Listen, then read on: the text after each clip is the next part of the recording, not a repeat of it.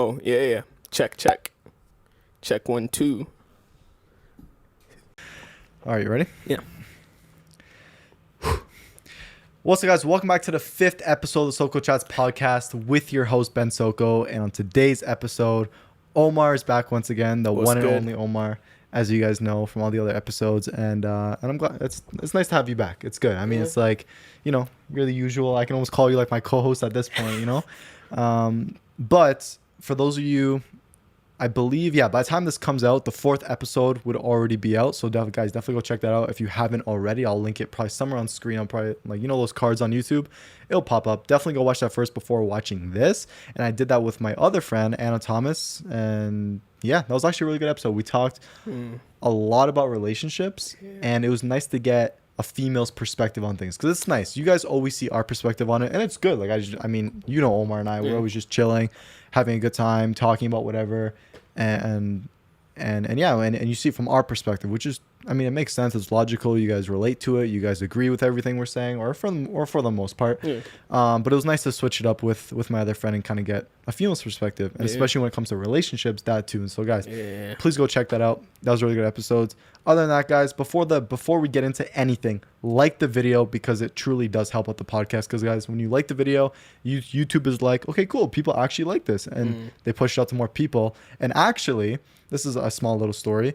One of my now TikTok fams came up to me in my live, and she's like, hey, I saw your podcast. I'm like, hey, cool, awesome. I'm thinking it's one of my usual people that join my lives, and that's how they found my podcast or found this podcast. But she's like, and she's like, I actually found you through YouTube. And I'm like, wow. I was like, what are the odds of that? Because, guys, it's not like I get so many views or so many likes, and not yet. We're definitely getting there. I'm gonna look back on this moment. I'll probably in a year from now, I'm gonna clip this moment and insert it into another podcast of ours. And so, guys, when I get more views and more likes, once we build up this audience and get more people coming through, I'll clip this. But for now, at the current date, what day is it? Right now, it is August 24th, 2021. 6:41. You thought I meant the time, right? No. I'm just looking. It's like those things are really useful. You're proving, I never thought they were that useful, like an Apple Watch. But I just everything you need. We'll definitely get into another story, because I know one of my other people on TikTok, she got an Apple Watch, and she was considering whether she should keep it or not. Anyways, guys, I'm need to stop getting off track. I need to take care of the logistical stuff first before we actually talk about the other things. So I was so surprised, because this girl found this episode from your YouTube. Yeah, from YouTube recommendations or whatever, and I'm like, cool, awesome. And so that just goes to show, guys, when you like the video, people do find it, and then that really does mean a lot to me. It means a lot to Omar, because we put in a lot of work, and we provide a lot of value. You guys really mess with it, and we can kind of go from there. Also, guys, if you haven't already, subscribe to the video, turn on the bell or click the bell to get notified when the videos go live. Because, when this goes live, you guys will be notified. You guys can come through. So, other than that, some other exciting news. I was telling Omar before we started, I am setting up the YouTube live right now. And so I'm just waiting for YouTube to approve my account. So next time we do the podcast, I'll be able to actually stream to YouTube, stream to TikTok, and you guys will be able to just watch this through YouTube. And if you guys want to leave super chats and donate, you guys are more than welcome to. It's always appreciated. It's not mandatory. If you guys want to, we love you guys regardless. All right. I say we jump straight into it. We took care of all the logistical stuff, so let's get right into it. I want to start off with some of the lighter topics first before we get into the deeper questions that some of you guys actually asked. I guess this is another thing too. So before this podcast started, I think earlier this morning, I asked you guys for some questions, and some of y'all came through. I think I had 3 of you that asked me a few questions, and they were really good questions, so I can't wait to get to that. So, guys, next time we do a podcast, definitely ask some questions. If you want to know where to ask your questions, follow me on my socials. It's soko.chats on Instagram, Snapchat, and if you want to follow me on my TikTok, it's _Soko_. If you want to find Omar on TikTok, it is callme.gaskin, so literally callme.gaskin. You can find us on there, and everything will also be linked down below, so definitely go check out all those links and follow us there. So, guys, when I ask you for some questions, definitely come through with more next time, because we're always more than welcome to answer your guys' questions, because I feel it's kind of more engaging that way, because you guys get to tune in and be like, oh, cool, they answered my question, you know? I mean, Omar and I have a whole list of questions we can get to. And so even if you guys don't, like, we're still going to get to our questions. But regardless, I think, wow, I feel like I've been talking for a long time. Just getting all the logistical stuff out the way. We're going to jump straight into it then? Sure. So, do you have a light topic? So I do have a light topic. Okay, so before Omar actually came over, I was on the phone with one of my boys, Armin. Shout out to him, because he wants to like go with me to like go get some drinks and like go take care of a few things. And in our conversation, Germany somehow came up. No, actually, we were originally talking about how you can like recycle like cans here, like your beer cans and like seltzer cans, and get a little bit of a refund at the beer store. You can put that towards your next order. And we were making the joke like, yeah, you know, we like care about the environment. I mean, we do, but like we're like making that joke like, yeah, that's literally the reason why we're doing it, not so we can put that credit towards other drinks, of course. Come on, you know, like that's priority. I mean, it really should be a priority, but anyways. And so he was telling me, he's like, yo, when I went to Germany, because he has some family in Germany, he's like, bro, when I went there are literally vending machines where you can put your used bottles or empty cans and it'll literally give you like a refund or whatever that was. And I'm like, that's super convenient. Why don't we do that here? For real. I'm like, that's so environmentally friendly, because I swear here in Toronto or here in Canada, like or here in the Western countries, they're just like, yo, environment, let's try and do our best, like reduce carbon emissions, all this stuff, right? But they're not even thinking about the little things like that, you know? And I thought that was so smart. And it's those little things that really impact a lot. Like, think about how many people actually, because it's so convenient. People are more inclined to do things if it's more convenient, you know? Like, even if you're talking about promoting yourself, if you have a link rather than, oh, go check this out, you know, if people could just tap it, then of course they're going to do it. You know, it's not of course, but it's accessible, it's easy, it makes it more enticing. Yeah, when things are frictionless like that, it's nice, you know, because it's like, especially when it comes to like this bottle situation, as opposed to people like collecting their bottles and cans and saving. I mean, like that's what I've been doing, but for the most part, people aren't going to do that. They're just going to throw in the garbage, throw in the recycling, yes, they will. If anything, and just whatever, you know, they're not going to go to a store to return it. There's so much friction, right? In order to be environmentally friendly. And so even something little like that, having vending machines around so you can just throw out your bottle. Helps. And he was telling me how like there would be homeless people in Germany that would literally just at night collect a bunch of bottles, put it in a vending machine, and get money. That's freaking great. No, that's actually like, it helps everybody. Wow, why are we doing that? That's what I'm saying. Like, not only do the homeless get money, it's good for the environment, and for us, it's frictionless for us to just throw it there, you know? Well, let me ask you this: how much do you think how much do you get for one bottle? Oh, like when you go to the beer store? Or like when you go to the beer store, but like also like if you know, like how much would you get if you give it to the vending machine?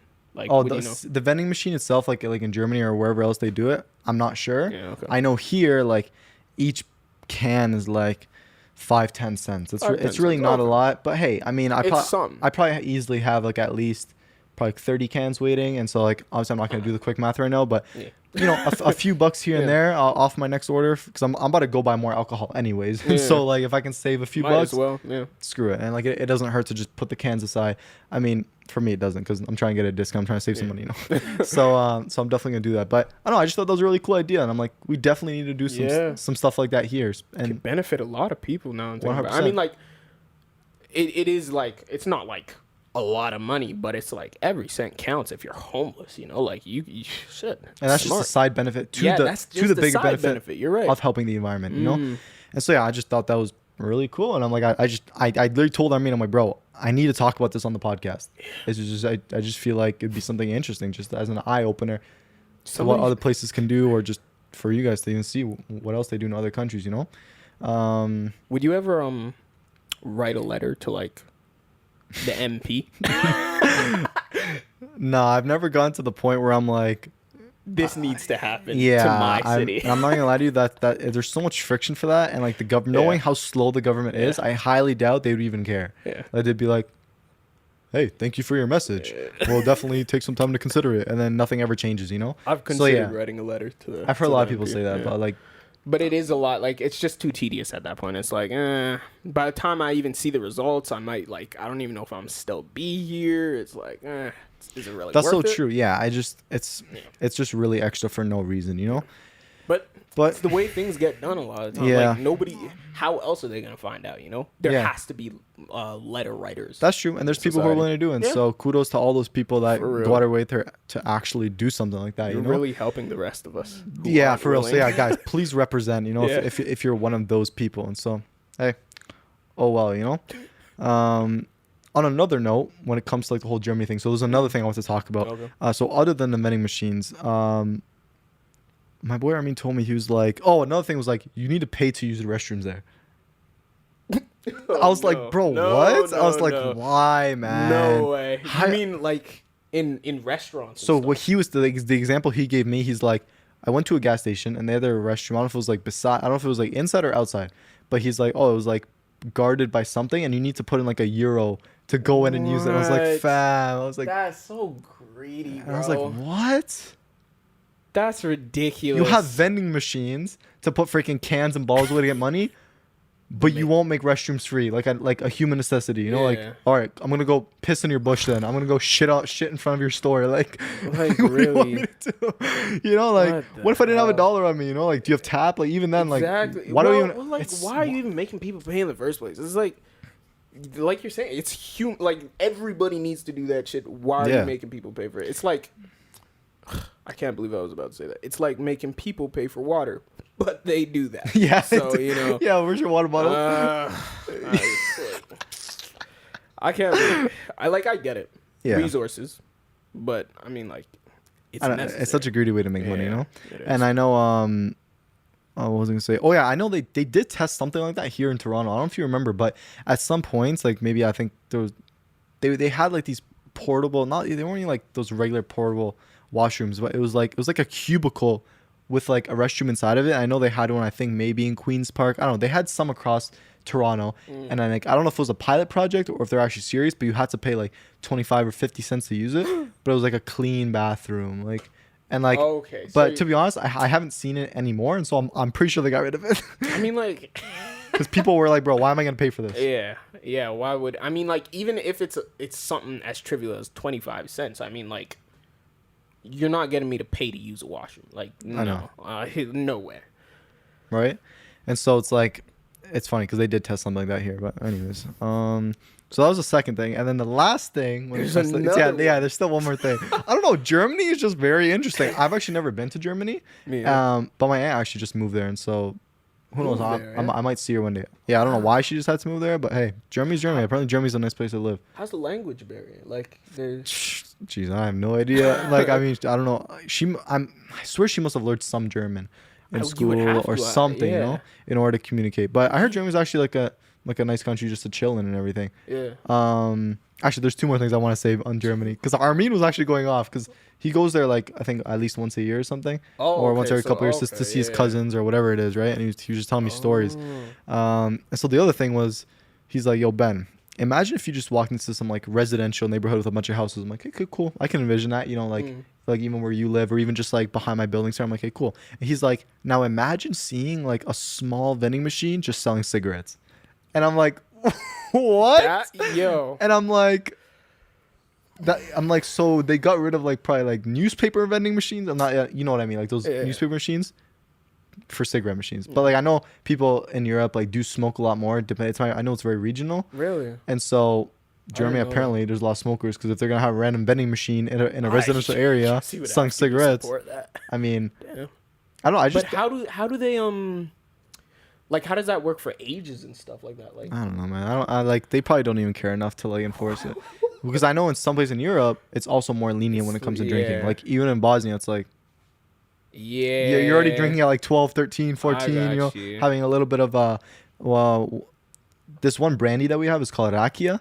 So for any of you that have any like Balkan friends, tell them, "Yo, give me some rakia," and they'll probably laugh at you and give you some rakia.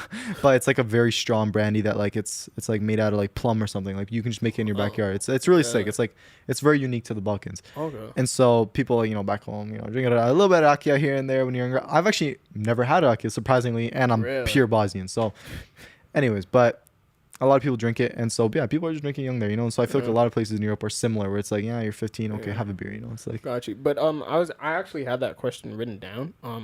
If you have one more thing to say. Right? yeah, like we'll get to that in a bit. Yeah. And so yeah, just with the whole cigarette thing, I don't know. I just thought that was funny. It's like just walking and see cigarettes, but I'm kind of not surprised because I know that people there do smoke Generally, more, yeah. and maybe even drink more at younger ages and all this stuff. So yeah, I just thought it was funny, just in the middle of nowhere. And then the last thing I want to say actually has to deal with more on the alcohol side. So this is a good kind of branching off into talking about alcohol, because there's something else relating to alcohol that I want to talk to you guys about that I was talking to Omar about, just different categories of alcohol, and I don't know, I just thought it'd be a chill conversation, you know. So in Germany, apparently, when you go to a bar, I think it's like to have beer and wine, you only have to be like 15 or 16, legally speaking. 15, 16, and I was like, okay, bro, that's so young. That's like me in grade. That's like me like in grade 9 being like, give me a beer. You know what I mean? Like. Yeah, that would be. I mean, I know people who like, you know, people who've had fake IDs. Yeah, I know a lot of people with fake IDs. Crazy to me. Like, oh, that's just very extra. What do you need it for, right? Like, you can't. Fake IDs is like, I don't know. I never needed the need for it, but I've seen people who do it, and like, it's whatever. And I have a point to connect on that. Just remind me. Remind me has to deal with like, having fake IDs and like drinking younger. So just remind me of that like after I finish this. Yeah. But yeah, and so I was talking to Armenian, and I was like, bro, like, what do you mean 15? I was like, yo, having a beer, and then, but then he did say for like liquor and something else, you have to be 18. But still, like, that's still younger than here. You can still get drunk off beer, though. It's like 100%. Like, it's kind of fucked, because it's like, even at 19 and 20, like, yeah, we're developed.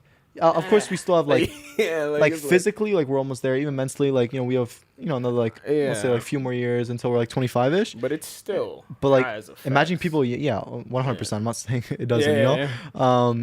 But I can only imagine people younger than even 19, or even over there in Germany, what was it, like whatever 15, 16, whatever. I mean, so I was like, bro, what? Yeah.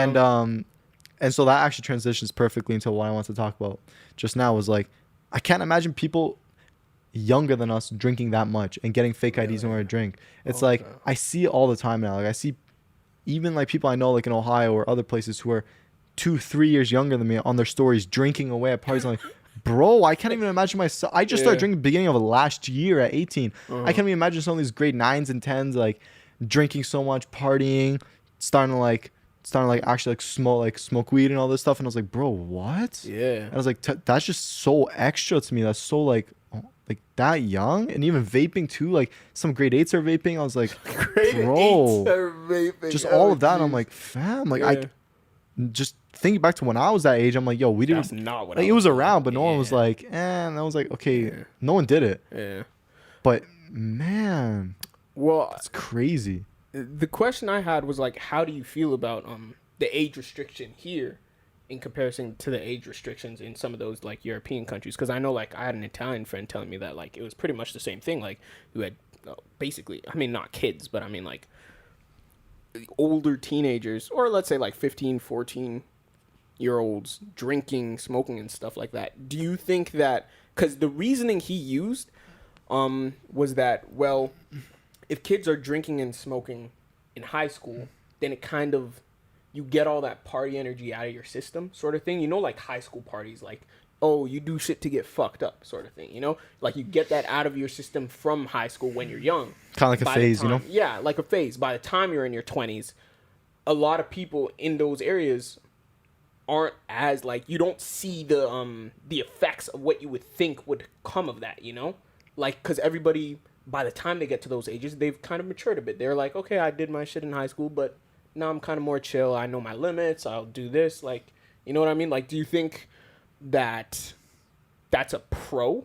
Like, is that a good thing that they have the age limit kind of lower because of that? Or do you think it works better here with like age restrictions being like 18, 19? I would say off rip that like it's better to have it older at like 19. And the reason why I say this is because I totally get what you're saying. Like, you want to get all that party energy out of you. But there's another part of me that's thinking like, bro, that's what college is for in a weird way. Because like I always hear people saying, oh, the college life, partying, drinking, having fun. Let's enjoy our college life. And then we'll go off into the real world of adult life. And so for me, if anything, what you just said feels more like a college thing than a high school thing. Because to me, high school is like, oh, you're still kind of like a kid. You're still like studying. You're still kind of growing up. Maybe you experiment here and there, a little bit of alcohol, a little bit of weed, but nothing crazy. But I think of like people going crazy like college life. Like people our age, like it was like 19, like 18, 19, 20, 21, 22, like within that age range, you know, like just going crazy with it. And so like, I don't think it's a good thing. And you're super young and you're doing all this stuff. Like, well, the thing is, because you're super young, I mean, to be fair, because you're super young, you suffer like mental. There's more adverse consequences too. But I will say, like, charges wise, like, you're not really gonna get punished as severely because you're younger, you know. Whereas if you're caught doing, I don't know, like cocaine and you're 19, you're probably gonna go to jail. Well, regardless, you know what I mean? You're right. Yeah. Well, if it's a kid, it's like they're more lenient, but like, and some can make the case like, okay, yeah, but people like, actually, I don't think that makes sense. I was gonna say something, but like I'm gonna take it back. I'm gonna like rephrase it. Like this one I'm gonna say, people are gonna do it regardless, but I mean, and they're gonna find a way. Yeah. So if you can at least put some kind of like restrictions, so they can like get it once they're older, so the adverse effects are lessened because they're more developed and because they're more mature and physically there, then I think it's better. You know. Fair enough. And so I don't know. I just think that's way too young. As I said, I just think it's crazy. Even when I look at stories of people who are much younger, drinking so much. Because I mean, I can kind of imagine that like people our age, like my children, my boys, people drink a little too much, but like whatever. But younger, I don't know, man. That's kind of crazy to me. And so it's like I don't know how they do it. Yeah, I mean, I remember because I'll share this. I started smoking when I was 16, right? So, but I wasn't smoking a crazy amount. So I know what you mean. Like, people who smoked a crazy like amount at that time was like, it seemed, I don't know that I'd say extra. I think I'd say excessive more so. Like, it was never I don't think anybody that age should become dependent on any form of drug. Like, if it's not medical, of course, you know what I mean? Like, you shouldn't be at the stage where you're dependent on any form of drug, alcohol, or anything in high school. I think you took the wrong steps at that point. You know, like, that's far too early. But I mean, there are people functioning at the same time, like functioning completely fine who are. So I think it's a personal thing. I think because, okay, I'll say, like, to become addicted to something is a bad thing, yes. But it doesn't necessarily, like, it's not necessarily a detriment unless you let it become a detriment, I feel. And yeah, unless you let it, like, consume your life to the point where it's preventing you of doing, like, your obligations, like your job, taking care of your family, and all this extra stuff. Then yeah, I totally agree. Because people, it's like, I know some people that drink on a daily to, like, help them fall asleep, or they just like it, or some people smoke on a daily, just whatever, you know. It's like, but as long as you're not letting it interfere with those other things, I agree. Do as you will. To each their own. It's your life. Do what you gotta do. Just don't let it interfere with those important parts, you know? For real, and like, for real. Yeah, just relationships and like your job, you know? So yeah, I get what you're saying, 100%. But if that's happening like in high school, kind of, you definitely need help, you know? Because like it's gonna affect your body even worse, you know? So yeah, man, I don't know. I do think that's it. I do like our age limit of 19. I think that's kind of like the sweet spot because I don't know. I feel like you're old enough, you're mature enough to be like, you know what? I think I can make enough responsible decisions where, like, you know, I can drink responsibly. I can, maybe you have a job at this point. You're going to school, and you know, you're kind of in that realm where you're becoming an adult. Yeah. And so I think it's a sweet spot because I think it's. You're right. I think it's okay. I think it's okay at 19. It's like you're young enough of an adult to still, like, that's the perfect time to start feeling your way through, like, life at that point. Like, you're starting to venture off, become your own person and stuff like that. So I definitely, I see what you're saying. I don't necessarily, like, agree or disagree. I'm just indifferent. Yeah, I'm indifferent on this because, like, I do what I do. You know, it's whatever. And it works for me, sort of thing. So I think, but I think that was. And even in the States, like, it's 21, and I'm like, bro, like, looking at those people, I was like, yo. 21 seems a bit too late. Yeah, I think 21 is too late. Because on the same thing, like I was saying, I feel like if you wait until you're 21 to do the rambunctious shit, like, if you're doing it there, it starts to become more so of a lifestyle rather than a phase. If you know what I mean, like, it's almost starting a bit too late. So I agree with you, I guess. 19 is a good sweet spot. Yeah, it's, I don't know, man. 21, it's just, because at that point, it's like, if it's 21, as you said, it is getting to the point where it's a little bit later. And now people who are getting more mature, like when they're in like 18, 19, they're like, bro, they're kind of like itching to like at least try something or like, drink a little bit more. And now like you're going to have a problem of even more people cheating the system to get drinks. And it could even lead to more like accidents or people hurting themselves or all this extra stuff because people are like getting it in more illegal ways, you know? Yeah. And so it's not safe either. Like getting shit illegally, like whatever the case may be, whether it be weed or like alcohol or like whatever you're getting, you don't know that it's safe. You know, anything could happen. It's like, it's kind of. But you know, enter at your own risk type of thing. You know, so yeah, you're right. Definitely sweet spot 19. I think so. I'm grateful that it's like that here. But hey, tough luck to everybody in the States that need more. I guarantee there's more fake. Okay. Oh no, they're definitely. Well, hear me out. Let me retract what I'm about to say, because I was about to say I'm pretty sure that I can always guarantee there's more fake IDs in the States, but they also have a bigger population. But if we're doing like a 1-to-1 ratio type of thing, yeah, definitely they're gonna have more. Course, you know, just like because the higher, like they're like I feel like just because of the higher drinking age. You know, like I know a few guys in Ohio that like literally just got fakes, and so it's like I don't know, man. Anyways, so yeah, I guess that's the drinking age. There was another drinking thing I want to say. Like I know we like Omar and I before the start, we were talking about seltzers because seltzers. Yeah, I was going to say Armin and I drink, guys. Anyways, my boy Armin, we're like the main drinkers in our group. But last time Omar was here, I put him on seltzers. And for those of you that don't know what a seltzer is, because I'm sure there's some people that don't know. Yeah, of course. What a seltzer is, it's a type of alcoholic drink. So what it basically is carbonated water with some flavor, and that's really it. And so the thing with alcohol you have to understand is that there's different categories of drinks. You have the wines, and then there's the different brands of wine. So you have like the Pinot Grigios, Pinot Noirs, Rosés, all this extra stuff. Then you have like the liquors, you know, you have the brandies, the vodkas, all that stuff, right? Then you have beers, all the different types of beers, right? And then you have the seltzers, all the different brands of seltzers, right? And so the nice thing about drinking is that it's almost kind of like an art form. A lot of people, even with wines, like when people go wine tasting, they like take all these courses and like got so much respect. Get the 100%, right? It's like it's a whole. That's what I'm saying. It's a whole art on its own. It really is. I agree. Different taste profiles and just enjoying drinking is a whole thing on its own. Like of course, there's a lot of people that buy cheap alcohol for the sake of just getting plastered, right? But you know, you want to be able to enjoy it. You know, make an event out of it.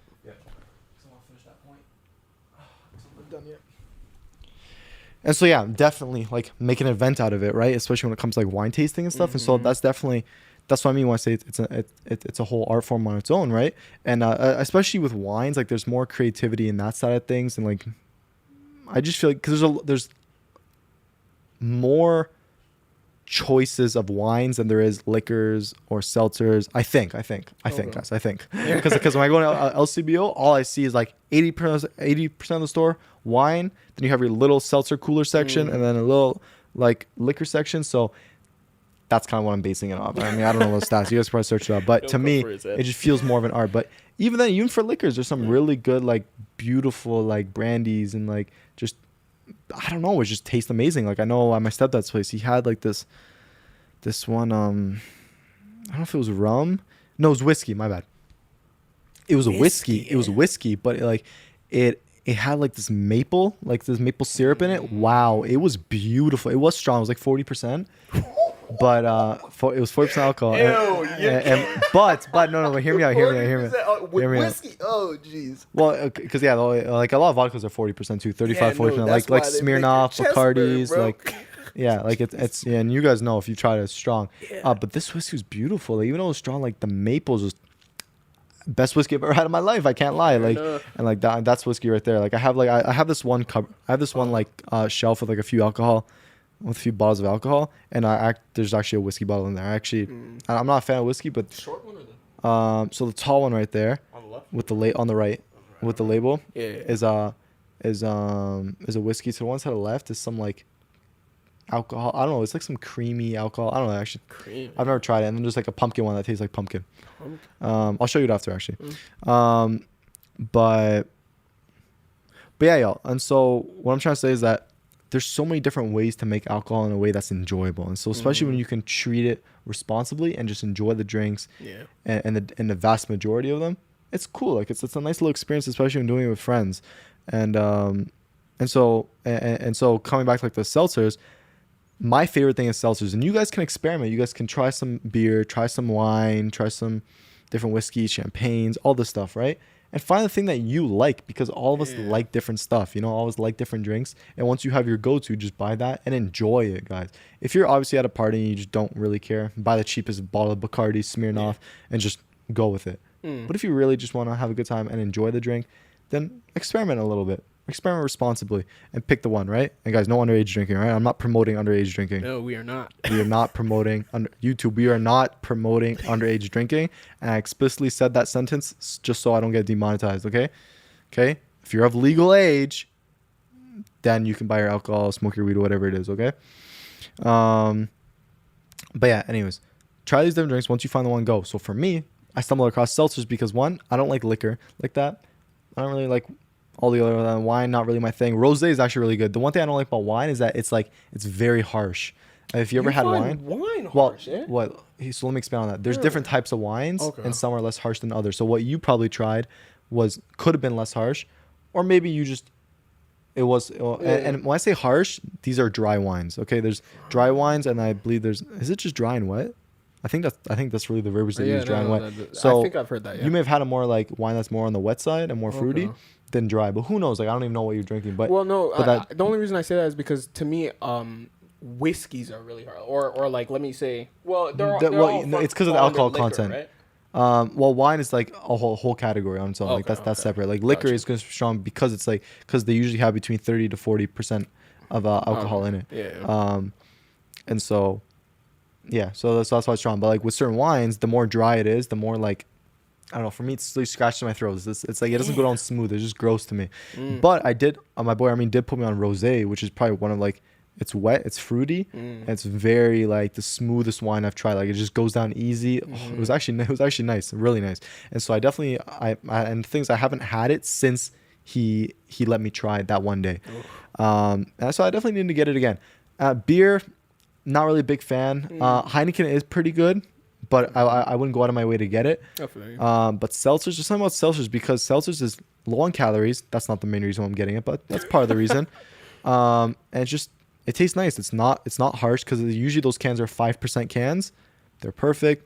It's sweet, but not too sweet. It's between 0 to 1 gram of sugar, so like literally 0 or 1 gram of sugar or 2 grams of sugar, but it's really no more than that. Because with coolers are specifically designed to have a shit ton of sugar in it to like mask the taste of alcohol and to just like be a nice drink that you can just you don't feel it, you know. But the thing with seltzers is like I don't know, it's a perfect balance of everything. It's like you almost like you taste alcohol a little bit, but I mean, you can speak to I made you try it. I'm not an alcohol guy myself. I'm not an alcohol guy myself, but I tried seltzers the last time I was over here at Ben's place and I really messed with them. Like I'm not gonna convert to an alcohol guy or anything, but like those are probably my go-to. If you were to drink, you'd get that. Yeah, exactly. Like other than like I'll have beer if I'm at a party, but if I see a seltzer, that's mine sort of thing. Like yeah. So I put them on. It's like it's one of those ones where it's perfect, not strong. It's enough to like start to eventually get you buzzed and tipsy. Like for me, I'm a lightweight. And I'll admit that, and I love being lightweight because I don't get to spend too much money on alcohol, it takes less alcohol to get me tipsy. And so 3 cans in, I'm feeling amazing. I'm done. No more, please. Maybe I'll push it to 4 if it's one of those nights, but 3, my sweet spot. And so that's what it gets me to, you know? And so I can't complain it. And so guys, definitely try seltzers if you haven't already because they're very enjoyable and they're perfect. And yeah. And guys, drink responsibly. And we do not condone underage drinking once more. So yeah, y'all. I guess that's a nice little topic on alcohol because I just interesting. Like I'm a drinker, so I want to share my experiences and have you share your experiences too with it, you know. And so I definitely gotta go stock up because I have no more in my fridge. But anyways, actually, I did have. This is a good transition. Yeah. So the 2 White Claws, and so I was telling Omar. Do you put it in the fridge? I did put it in the fridge actually. Yeah. Like at one point. Yeah. When I grabbed it, I went straight to the fridge. And so within the different brands of seltzers, White Claw is like the staple within like seltzers. Like if you're gonna have a seltzer, start with White Claws because they literally occupy like 80% of the seltzer market, and they're actually really good. And so I was telling Omar when he came over, I'm like, I was gonna go out and buy some more with Armin, but we were in the podcast, so I couldn't. So then I knew at the back of my mind, I'm like, I swear I have 2 cans behind my bed. And so I went and I'm like, oh, my White Claws are here, and they're mango flavor. In my opinion, mango's so good. I can't wait for you to try it. Yeah. Because we had Cottage Springs last time, which is another seltzer brand, also really good. And which one did I give you? Lemon lime or tangerine or something? I think I had peach. Maybe you had peach. Because I remember telling you, it may have been I peach, usually actually. don't like peaches. That's why I'm excited for the mango. Because I usually don't like peaches, but I like the peach one. And I usually don't like mango drinks either. But, I'm about to try this shit. And I'm expecting to like it because they just do it different, bro. That's true. I mean, because the taste profile is slightly different, but it's good, man. And so, yeah, you tried the peach, you liked it. And then now the mango ones is one of my favorite. And the reason why it's one of my favorites is because outside of seltzers and alcohol, I love mango juice. Like, I love it with a passion. Like, I love the thick mango juice. You like it there? Thick, what? I can't deal with those. I don't know. It's really good in my opinion. Like, it's just, Yeah. I don't know. It's just Fair enough, man. I like there's this mango. What is it? Mango. Come on, guys. Like Come on, peach, guys. You know right? the vibes. The thicker, the better. Yeah, you're of saying? course. I had to make that joke. I had to make that joke. Like mango papaya, like mango mixed with something. That's what I like. You like the mixtures, Mango basically. guava. That's what it is. I have a mango guava. Yeah, man. I'm so into guava. Sounds kind of nice, actually. Yeah, A little bit of mango, little bit of pretty guava. good. But yeah, as I was saying, I love my mango juice, and so the first time I ever tried the mango White Claw, I fell in love with it. I was like, so good, and so I can't wait to put Omar on. It's a funny story too about those White Claws. So the reason why those White Claws are just chilling there is like, no, not that I bought it last week or 2 weeks ago or 3 weeks ago, because any alcohol I buy, I put it right into my fridge, and the only alcohol I buy is seltzers. And guys, only drink seltzers when it's cold, please. Warm seltzers is just not it. So a few months ago, this one girl that I'm cool with her. I'm not gonna say her name, but her and I, when we chill, we usually drink a couple White Claws, 1 or 2, whatever. And we went out to go buy the mango White Claw. And I think that day, like, she wasn't able to drink it because she had to go home. So I just put it behind my bed. And it's been there just ever since. It's been chilling there for 4 months. And the thing you should know about alcohol really doesn't expire. You can keep certain alcohols for years. Like, this one alcohol I was telling you about, the whiskey I have in my cupboard has been there for about 2.5 years. At my stepdad's place, we probably have alcohol that's at least 5 years plus. Those seltzers, 4 months is nothing. And so they don't really go bad like that. And so, yeah, now I leave put in the fridge, and we're about to just share it afterwards and just kind of relax and just do our thing. And so, yeah, y'all. I guess that's a little story about my White Claws, and yeah, we're just gonna have it. So, guys, definitely go try it. I guess that's really it for freaking the quote unquote light subjects. Yeah, we ended up digressing into so many different things because I mean that's what we do. You know, I mean, like, alcohol is definitely a good topic because alcohol is one of those things that bring people together. You know, that's a good thing too. Shared activity. Yo, I'm going off right now. Yo, alcohol is one of those things that bring people together, just like smoking weed, just like doing any activity. It's honestly a good excuse to see your friends and just chill. So it's like, if you're kind of bored, you'd be like, hey, yo, you want to link up, grab a few drinks and just talk? And they're like, chill. Fuck it. If you like drinking, you're going to say yeah. Or like, yo, Omar, you trying to go smoke? Yeah, fuck it. Let's go. Let's go for a nice little walk. Let's go through a forest and let's enjoy the scenery, smell nice trees and flowers and all this good stuff, you know? Or you want to be like, yo, you want to go run some basketball? All of this has the same concept of having shared activities to unite people. And you can meet new people that way too, because it's like, I know for myself, like, you could be out with like maybe at a party, or you might meet someone, you're like, yo, you smoke? Or like they might say something about smoking, you're like, yo, I smoke too. You try to smoke? Yeah, and then all of a sudden, like, y'all are smoking together. Or like, even if you drink, be like, oh, cool, you drink White Claws too? Yo, I also drink White Claws. Like, the commonalities, and you just go from there. Or even the biggest one, meeting people playing sports, like, it's huge. They're like, yo, bro, like, you trying, like, you just might end up versing some people you don't know. Yo, you trying to run some like soccer or basketball next week again? They're like, yeah, let's do it. You know, so yeah, man, that's probably one of the best ways to meet people, either through sports or shared activities, and it's nice when you have the commonalities. Do you ever because like you're one of those people who do reach out, like if you're at like a basketball court or something, and you're like, hey, you want to play like next week or something? Like you would do that? Well, I haven't like. Not that specific scenario, but I mean, I like know what you're saying. Like generally speaking, like I've definitely met people like through that, or even like if it was like through music, you know, all the people that I've met, like, oh, you know, like you're an artist, I'm an engineer, like let's link up because it's like commonalities there, you know. Or okay, bro, so, look at us. Yeah. Okay, so then That's how we linked up. For what I'm understanding is, guys, if you want to know that story, go back to the first episode. First episode, yeah. Go back to the first episode of the podcast and then look at the story of how Omar and I met. Literally, it's exactly what I'm talking about through like commonalities. There. Yeah, timestamps already in the description. What I'm understanding is because that's something I usually wouldn't do, right? Just introverted and all that, right? Yeah. But so you'll wait to see like commonalities or like a common interest or something and be like, hey, we probably get along because of these common interests, and that's why I'd like extend my hand or like reach out to somebody, sort of thing. Yeah. I feel like it depends. I mean, it's one of those ones where it's like if I'm already doing the activity at a place or making music or playing a sport or drinking, and there happens to be a person there that's doing the same thing, and we end up like sparking a conversation and we just get cool, then it might be like, yo, let me get your snap and then we can like do this again. Okay. It's more like that. It's a way just to kind of network in a sense, you know, network with like-minded people, you know. Yeah. And so that's really the case, right? But it's also ties into good with like relationships and stuff, right? So it's like if you're gonna meet a girl or a guy, whatever you're into, and you're talking to them, and this is part of like the process of getting to know them, and you realize, hey, like you like doing that too. Shared commonalities or having commonalities with them is like the best thing that can happen, because if you're in a relationship with somebody that loves doing the things that you do, bro, I'm telling you, your relationship is gonna be so much better because you guys can build a stronger bond and do those activities together. Whether that be a certain sport or smoking or drinking. I mean, those are little things, but bigger things. Like if you like going on hikes and going to the beach and like playing basketball or playing just whatever, traveling right? in general, whatever it may be. Like if you like those things together, you could do those things together and make memories doing those things, and it makes everything just. It will only strengthen your relationship with them because you get to share these kind of like intimate activities together, you know.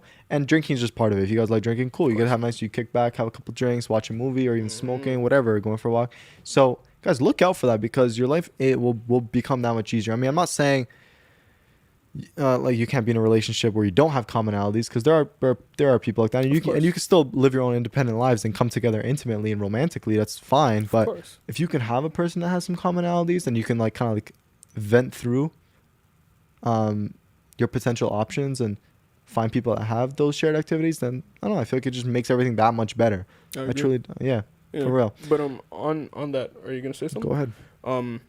Because I remember a question that ties into that. Do you think that to have, let's say, a healthy relationship, it's necessary to have the same religious and political beliefs, or political beliefs? That's a really good question. Really good question. So, if we're talking from, let's start off with the religious. I believe it's. I don't want to say some like random stuff. I want to make sure like I have my thoughts and then say. Fair. I do not think it's a deal breaker depending on how religious you are. Agreed. It's a very subjective thing depending on how religious you are and if your parents play a role. Because let me give a few examples. Like you might be that religious type where you're like, you know what, I'm Christian, but I'm not like, I don't go. It's not like you're going to church every single Sunday and you're like living the Christian life. Like you're kind of like passive. You're passive. There's a lot of people who are like, they're like religious, but they're not religious. You know what I'm saying? Yeah. They'll still do certain things. So in that case, I don't think it really matters, because maybe like you don't care. You're like, okay, I don't care if they're Muslim, like, you know, because it's like they might also be like a looser type of Muslim. Like they're not like super religious, but you know, kind of, right? In that case, both of you just might not care, because if you're with a super religious person, they probably wouldn't want to be with you in the first place. If they find out you're not of the same religion, and they should be finding that out. I mean, relatively soon, because you might be like, oh, like, are you religious? Oh yeah, I'm Christian, whatever. But are you super religious? You know, because even if they ask you that question, and if they're super religious and they find out you're not, then they just won't continue to pursue it, and that's really it. And so, if you get into a relationship with someone who's somewhat religious, they're not going to be super religious, if that makes sense. You know what I'm saying? Like, those people who are super religious already would have vented out their options, and they're not going to pursue anything further if they want it to be of the same religion. That's what I'm trying to get at. Yeah. But for most people that are kind of like, as I said, they're not super religious. Yeah, like I It's really don't less think it matters. But where it does play a obligatory. role, and I know this with one of my friends, their parents are like way more religious than they are, Yeah. and they're like, okay, we want you to date someone who's Christian, and then so what about those? and so now at that situations? point, it's like it's either you listen to your parents or you don't. It's either you listen to your parents and you potentially grow resentment towards them because you end up only going for a Christian or a Muslim, whatever religion you believe in. I'm only using Christian and Islam as like the two examples because those are like the two main ones that are really like mainstream, you know. But yeah, and so at that point, it's like, do you listen to your parents? And you're like, okay, you know, you like bow down on your knees and like listen to everything they say, and you find a partner like that. Or if you don't really care, if you just want to be happy and find a good partner, if they end up being a different religion, so be it, you know. At that point, it's whether you want to listen to your parents or not.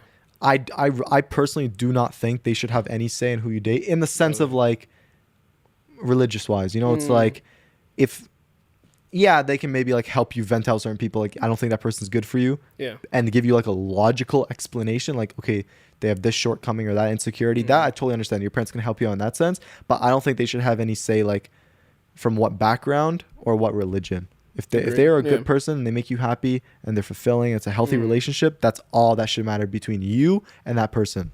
So do you think do you think there's a right answer to this, like, sort of, well, do I possibly like go against my parents' wishes and possibly like mess up that sort of relationship with my parents in order to find my like one true love who happens to be not very religious?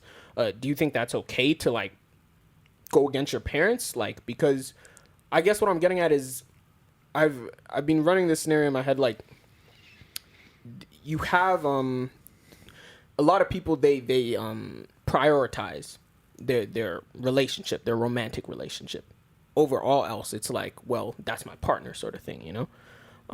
But I see it in a sense where it's like, well, in life, I saw this in a video explaining really good. In life, you have certain pillars supporting you. One pillar is friendship. One pillar is your relationship. One pillar is your family. And your career, you know? so on and and so your forth. Career, yeah. and so forth. So you need all of those pillars. You can't sacrifice one. One pillar isn't stronger than the other per se. You need all of those pillars in order to truly you don't necessarily need all of them, because some people are just I get the born reference. you know what I mean, though? I get what like, you're getting. Yeah. You don't need to prioritize one. I think they're all very valuable in their own way, and like, they give your life meaning in different ways. know, I get it. That's what I'm trying to say. So do you think it would be okay to kind of push your parents aside in that sort of thing and risk the relationship with your parents for a romantic relationship? Well, at the end of the day, it's your life that you're living. Okay. Right. And that religious, like, that this whole topic also ties in with like whether your parents want you to date someone of a certain race, of a certain culture, certain religion. So we'll put all those in one category, because at the end of the day, it's your parents deciding who you want to be with, which I don't think is right, because as I said, if they're a good person and they make you happy, that should be, and they give you life fulfillment, and it's a healthy relationship, that should all that matters. Okay, that's really it. And so it's like, if your parents are understanding and they actually want you to be happy, you got to have that conversation with them. If they're not okay with it, be like, listen, mom, dad, and list all the logical reasons why this person is good for you, and tell them, listen, I'm not gonna like pertain to your insecurities. If it's really too much for you, okay, listen to them, but you're gonna risk now growing resentment towards them, and like feeling like, bro, like, you don't want to hate your parents, but it's gonna like now play a role. It's like why are you like restricting me from like finding my true love type of thing? You know what I'm saying? You're living your life at the end of the day, and if your parents are truly understand, cool. Like, if it gets to the point where it's so bad, you might just have to move out. Like, like if they're suffocating you, if they're like suffocating you of like who you date, what you do, all this shit, and you're old enough and you just are sick of it, you gotta move out. The two things they have power over when it comes to you is shelter and money. Those are like money's the biggest one because it gives you shelter, whatever. That's the biggest thing they have over you. If it gets to that point where you just need to leave so you can do what you gotta do, then find a few roommates, move out, find a cheap place, have your job, and take care. But it's a matter of having that conversation with your parents. If they come to an understanding, cool, and show them that this person is good. Like, have them meet them, right? because maybe they just haven't opened their perspective to anything else because they're just stuck in their own ways and stuck with their own preconceptions and their prejudices and all this stuff, right? They're just stuck in that, right? But if they're willing to at least entertain the opportunity, then do it. Have that open communication, you know? And yeah, but if they're like a complete no, you can either listen to them, or go against their will type of thing, you know? And so I know this what I just answered like wasn't your original question, so I'm gonna type. No, that was good. That it was really good, and so I think that kind of makes sense. You know, I think it's your choice at the end of the day, guys. You know, you just gotta do what you gotta do. Oh well, and if you're younger and if you can't necessarily move out and your parents are really suffocating you, I don't know what to say. You're gonna have to like live with it. I mean, it's just one of those ones that's how you just have to like obey their rules and listen to them. But what's gonna happen now is that you're gonna start to hide that relationship from them, and that's the byproduct of your parents not being open, because now you're just gonna start hiding shit. It is what it is. But that, I mean, I guess that's what your parents get for wanting to suffocate you. Yeah, I mean, I don't think my parents were very suffocating, but through high school they were you know, like I started to become a rebellious kid, you know. So in what sense? If you don't mind sharing. Yeah, no, I'm trying to just. Oh, okay, you're thinking. Okay, cool. Yeah, rebellious in the sense of like there were certain like the way my parents would approach certain situations just didn't line up with the way I would. So on a lot of like problems we would have, like when talking about things, it's like, well, I don't want to do this, and they're telling me. Is there like one example you remember, like what had to do with like relationships or friendships or like? Let me try and think of. Cause I feel like that be good, you know, to like have that example. I know, just because to like solidify it. I'll let you think, because I have another thought on this. So there might be See, this is the thing. Like, I'm not saying being younger. Actually, I will say this, because being younger does influence your decisions in a certain way, and you will do certain things differently than your parents, because your parents are older, they're adults, they have a way of thinking maturely and a way of doing things, and so it's not surprising that there's going to be moments where you just don't agree with your parents of doing, especially when you're younger. Like as you get older, even like at our age, like as we're starting to mature, we just have our own ways of doing things. Like I know my mom and I, there's so many things we do not agree on, or like the ways of doing stuff, we're just different, and I'm like, bro, like, I have to tell you, like, this is just the way I do things, you know? We're just totally different. Even like with my dad and stepdad, like for each of them, there are things that I just don't agree with, either what they're saying, what they believe in, or how they do things.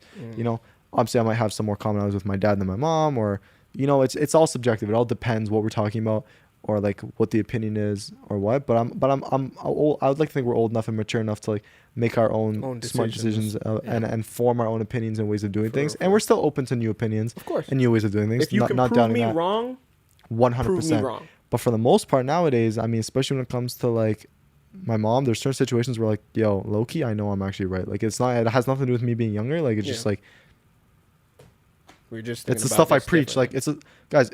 It's all the stuff I tell you guys on this podcast and on my TikTok is the way I think, and is the way I actually am. I'm congruent with the way I am on social media, because I'm the same person. I'm literally the same person you see on the podcast and off the podcast. I'm still my fun self. I still talk about deep stuff. Like I don't change. And so it's like I have this way of thinking off the podcast when it comes to like what I do on a daily basis and like what I talk about and who I talk to. And so like of course I'm gonna run the problems with my mom because she's different. So I don't know if you thought of an example in the meantime. Yeah, I thought of an example. So like take for instance, my mom, she doesn't like to see clutter around the house. This is recent, but like I'm using this example just because it applies to the situation. She doesn't like to see clutter around the house. And right now she's more like is she like more like an OCD, like I want everything like a clean freak? Yeah, pretty much, right? And I'm just not like that, you know. I'm a very if it works, I'm good, you know? Then no problem. So right now we're in the process of like rearranging everybody's beds. My sister got a new bed. You're changing your room, eh? Yeah, I'm just a bit, you know? I heard a lot of people like doing that. Really? Are you one of those people that just like to change your room every so often? No. I only change my room for practical purposes. Like if I need some shit, like I told you, one day I decided I need a studio in my house. So I just bought a bunch of soundboards. So I'm like, oh, what else do I need? I need a PC to do my streaming shit. Okay, boom. I need a desk. Boom. I need a chair. Boom. Okay. You know, like that's just a very practical But I feel because that's I like need I feel like that's more like.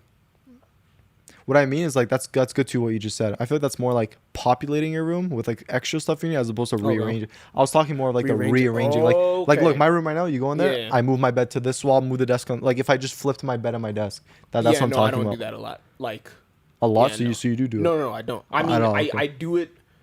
When I do it, it's because my mom. It's because my mom wants to do it. Interesting. So is this what you're about to say right now? No. No, well, like with your mom and rearranging stuff. Well, basically, like, yeah. So we have a bed in the hallway right now, like upstairs, and it's sitting there because I was like, well, I don't want to do it yet. I could just use a different bed right now. I'll do it when I'm ready. And she's like, no, I don't want to see it in the hallway. I'm like, yo, That's my mom. It's literally not hurting anybody. Nobody's using the yo. It's not that serious. This will get done eventually. That sort of thing. That's the approach I take. It's so to funny certain things. because that exact situation happens with my mom and I. Like the exact, I think the same way you think, and my mom's the same way as your mom. When it's like, I want this moved right now, and I'm like, bro, it's not hurting anyone. Yeah. Like it's really good. It's not obstructing you. It's not obstructing me. It's just like even I was like, okay, you have a huge room. Let me put this bed in your room. You have so much space. She's like, no, I don't want it in my room. No, it's not staying in my room. And we had like a 15 conversation about where we're gonna keep this bed, and it ended up in the hallway. So certain stuff like that where we just will not see eye to eye. That's a very, very like. That's a simple explanation, but like, that's with me and my mom. With me and my dad, it was like we butt heads because it's a sort of thing with I think the same way as my dad, but we have different approaches, if that makes sense. Okay. So we're both very stubborn. Like in theory, like your theories on certain things are like in theory aligned, but you're like how you're gonna get there. Okay, like we come to different conclusions. Yeah, I said it wrong. We have the same approach, but we come to different conclusions. Oh, that's what I mean. Okay. But we're both very stubborn, so it's like we'll try and convince each other. Yeah, it's like, you have an example? with my dad. Examples are so good. That's why I want to hear this. You know? It's like I'm trying to think of something like that I've fought my dad on. Okay. I like to. I told you I listen to music when I sleep, right? I listen to music all the time, any chance I get. Love it. And sometimes, true artist. Like every now and then, sometimes I listen to instrumental music, like jazz, classical music, all that stuff. But if I'm in the mood to listen to like some hip hop, some modern hip hop with heavy swearing, or 90s hip hop with heavy swearing, I don't care. It's music. But I'm playing it on my speaker. How loud though? That's the problem. My God. You see, where are your headphones at? I don't see. How do I wear headphones? Well, if it was in high school, it was probably at a time where I didn't have headphones, right? But I remember, like, I used to play, like, I just used to walk around the house with my speaker, playing whatever music I want. And my dad would be like, stop playing that stuff when other people are here. I'm like, I was here first. What are you talking? Like, he'd walk into the kitchen and it would be like, you can't play that here. And it's just like, nobody else was here but me, and now you come in and you're telling me to stop my music? No. I know exactly what you're saying, but at the end of the day, like, who owns the house? No, but that's what I'm saying. Like, I know what you're saying. To wrap it all in back to where we were at. I share your frustration. Trust me. Yes, your parents own your house, and it's like they do have the roof and the shelter over you and money over you. But at the end of the day, I'm still an individual, and if I don't agree with what you're saying, what can you do to me? Like, me and my dad have butted heads so much, but it's just like, the sort of solution I came to was because it got bad. Like, we were yelling at each other. I almost fought my dad once. Like, it was crazy.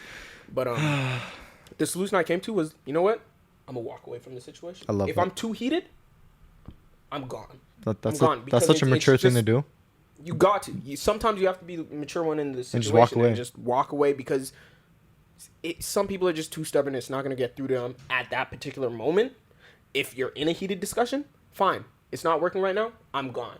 But it's a double-edged blade because it's like, I do it in a disrespectful way. I'm not gonna lie. Like, it would be like, I see this is going nowhere. Like, I could tell from I know. From my own you just know. I was making facial expressions like, I don't care what you're saying. Yeah. And then I just get up and leave, sort of thing. Like, that's not respectful. I don't condone that. I would handle things much better in this situation. But it's the best I could come up with because the like it's the best solution, but the approach, like in that case, it was the best solution to what was happening, but the approach was a little foggy. Ooh, But I know what you're saying. Damn, But like, I just thought of the best. Can you hold it? Do you want to say it or do you want to go ahead. No, I was saying like, and guys, that's the thing in life too. No matter who you talk to, like there might be situations where you just cannot win, and that's okay. You don't have to win every situation. You don't have to come to a common understanding. If you feel as though that conversation is going nowhere and you really don't want to put up with it, you can just respectfully leave. Like, you know, just like respectfully, like just be like, and if you have the control to just say, you know what, you're right, and just walk away, even though you know they're wrong, then just say it just to end the conversation. Just be like, you know what, yeah, I agree, cool, and then they'll be like, cool, and then you go walk away. Or if it's one of those ones where you can use the excuse of like, oh, you know, I gotta get going, like, or yo, I gotta take this call, like, do what you gotta do, and then come back to him and be like, all right, you know, like I gotta like head out or whatever, you know. So there are situations where you know you can't win, and don't even try to argue somebody on it. If somebody says something and you feel like countering their point, but you know that's gonna be an endless conversation that leads nowhere, and it's only gonna end in frustration, don't even start. Don't even say anything. Let them talk, and that's it. Like I know, even on the podcast on Saturday with my friend, there were a couple things she said that I didn't necessarily, I don't know, believe in, but the approach to it, just certain perspectives, right? You know what? I didn't really care to say anything. Some things aren't even. I really didn't. You know, and honestly, because like, not to say that we'd fight, but like I know the way she is in certain things, and like, I didn't want to make it an uncomfortable situation, you know. So I'm like, you know what? I had the emotional intelligence to be like, it's okay. You don't have to, guys. You don't always have to speak your opinion on something if you know the way the person is. You don't always have to win every argument. You don't always have to do this. You just politely step away, make that conversation come to an end, and walk away, and that's it. For real. It's tough. It hurts to do that. It really, it's not easy. It's because it's easy to do the opposite. It's easy to be like, actually, I think this. You know, it's easy, especially when you think you're right. You know, but it's like you really have to understand. Sometimes it's unnecessary, and you're not going to get anywhere having that conversation. So it's just like, cool. Yeah, make it come to an end. We have our opinions. Cool. Of course, and just be polite about it too. Like I know it's, I don't know, just be polite, walk away.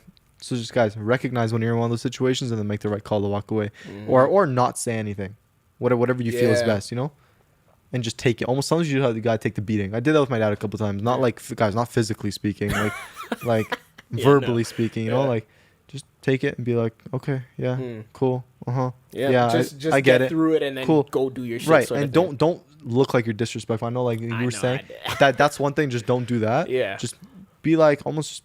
Be like, yeah, you're attentive. You're like, okay, cool, okay, yeah, I agree, yeah, 100%, and then be like, cool, and then move on to the next subject. I had to do that a couple times, and that's okay. Yeah, you have to go through that, but just recognize that, and that's the thing. The younger you are, the harder it is to do that because you feel more rebellious. You feel the need to be like, you know, like let it out. Yeah, you want to feel heard. Yeah, it's it tough, sucks, man. But as you get older, you realize this thing. And even if you're younger than 20 or younger than us, and you're watching this, take what we just said right now and apply it to your own life. You know, please. Yeah, makes things it's only gonna help you. You're saying? Yeah. So this better example. So I'm not a festive guy, right? I told you. Although, all right, don't worry about that. I'm not a festive guy. Halloween, Christmas, Thanksgiving, they're whatever to me. I mean, if I'm in the mood to celebrate, sure, but I don't go out of my way. So Thanksgiving arrived, and I'm chilling on the PS4 playing whatever I was playing. My dad comes in my room. He's like, "Your mom is waiting for you downstairs for Thanksgiving dinner." And I already had a conversation with my mom about like, I don't care to have a Thanksgiving dinner just because I don't really care about Thanksgiving. Like, you can't force me to care about Thanksgiving. You can't force me to have Thanksgiving dinner with you. I understand you want me to, and if I can make it, I will. So I'm playing the PS4. My dad says, "Oh, your mom's waiting for you." I said, "Okay, let me finish this game. I'll be there." That's what I literally told him. Let me finish this game. I'll be there. And he stands like waiting at my door, like, okay, like, are we going? He's watching me. I'm like, yo, let me do my thing and I'll be there, you know? And he starts, so he finally goes, he leaves my room, and when I finally finish the game, I get there late, right? A little bit late. And like, he starts how talking late? about How many minutes late? like 5 minutes Oh, at the that's most. nothing. That's maybe, nothing. maybe I'm over exaggerating. Maybe I'm biased, but I don't think it was that late. But we're not really punctual like that anyway, you know, or at least at the dinner table sort of thing, you know. So he's like, okay, like we're gonna say prayer, right? And this is what he does. He starts prayer. God, like I don't know. He said some spiteful, like some petty shit, man. I swear to God, like I'm not like directed towards you. Exact words, like directed towards you. Directed, like he was literally directing shit. Not even towards me. That's the thing. He's like, who's at the table when this happened? My mom, my sister, me, and my dad. Right? We're all sitting there, and he says some petty shit like, "Oh, like." I wish I had better kids or something. Like something along those lines because these ones just don't listen or something. And I'm just like... And he like meant it. It wasn't like in a joking way. No. He was literally speaking to me through the prayer. And I was like... what the fuck? He's saying the prayer. I'm like... I look around the table. Look at my mom. Look at my sister. My sister listens because he said some shit about her too. He said these kids, right? I'm like... No way this guy is sneak dissing at the Thanksgiving dinner, the dinner that you asked me to come to, right? So I'm like, yo, what's this guy like? And he continues, and I look at my mom. I'm like, so this is what we're doing. Like, Did your mom know it was coming? Like, my mom didn't know it was coming, but she's. What was her reaction? Did she go along with it? She was just like she was going along with it. She was like, oh, he doesn't mean it like that. This and that. I'm like, no, because that's what you guys asked me to be here. And now you're sneak dissing me at the table. I'm not doing that. You're either gonna confront me about whatever you have to say it to my face. We're both adults here. We can have a conversation, or it doesn't have to happen. And my dad tried to play it off like, oh, I didn't mean to do this and that. I was just saying the prayer, and I was just like, you know what? I don't need to do this, and I left with my food on the man. I wasn't about that. So shit like that where it's just like. We're not seeing eye to eye on the sense like you think I have an obligation to be here because you guys want me to be, and I don't. I don't want to be here because I'm just not a festive guy. Deal with it, sort of thing. And I was there. I was gonna be a good son, you know, because I know my mom likes that sort of stuff. She likes the family dinners and everything. So I was like, let me go do this for my mom. But disrespecting me, I was just like, nah, I'm not doing that. You're like, you just took it too far. Yeah. And then after that, like, we didn't speak to each other for that was rude. Yeah, like, that was rude. That was just so uncalled for. Unnecessary. And on Thanksgiving, we're supposed to be thankful for each other. Exactly. Like, on Thanksgiving Day, rude. Don't you see something wrong with this? But, you know, it was whatever. After that, it was just like, got really crazy. My brother had to get involved and everything. My brother doesn't even live with us, and he had to get involved because it was just like, it became a whole thing. But, yeah. Pretty bad, but you want to get to the what I was gonna say on that is like, and like it's not really like a counter, but I thought that I want to ask you is like, even though you're not festive, like, wouldn't you just look at it as a regular family dinner that you'd have? Like we don't have regular family dinner. Oh, so for you it's kind of like just like for me it's out of the ordinary. Yeah. Because we don't eat at the that's interesting table. Yeah, I just feel like it wouldn't be a problem here. I feel like you just be like, okay, cool, food. Let me just go. Like, okay. Like, let me give context like, here. Yeah, no, because I see what you're saying. You know what I'm saying? Like, come eat food. You know, we'll get together eat food. Like, it didn't seem like that big of a problem to me. Like, even when I was here, I was like, you know, like. I should have probably gave context. I'm the type of person where I like to do things on my schedule, like eating, sleeping, and everything like that. Like. If left to my own devices, if I don't have anything to do like for a week, my sleep schedule will shift so that I'm awake during the night and sleeping during the day, and I'll just eat whenever I want. So I don't like being called to come eat. I like being able to eat whenever I feel like it. And the fact that we literally usually do not eat as a family, it's just because because I'm not a festive person, because I'm just like, the reason Thanksgiving in particular, every day could be Thanksgiving. You don't need one day to be like, well, we thank God for the roof over our heads. I know what you're saying. I can be thankful every day, you know, and I don't need to outwardly show it to be thankful. It's something that comes from within. That's my strong belief. So it's just like, I don't need the day. If you guys do, that's cool. Do your thing. I'm not going to bother you. I'm going to keep to myself and do my shit, you know?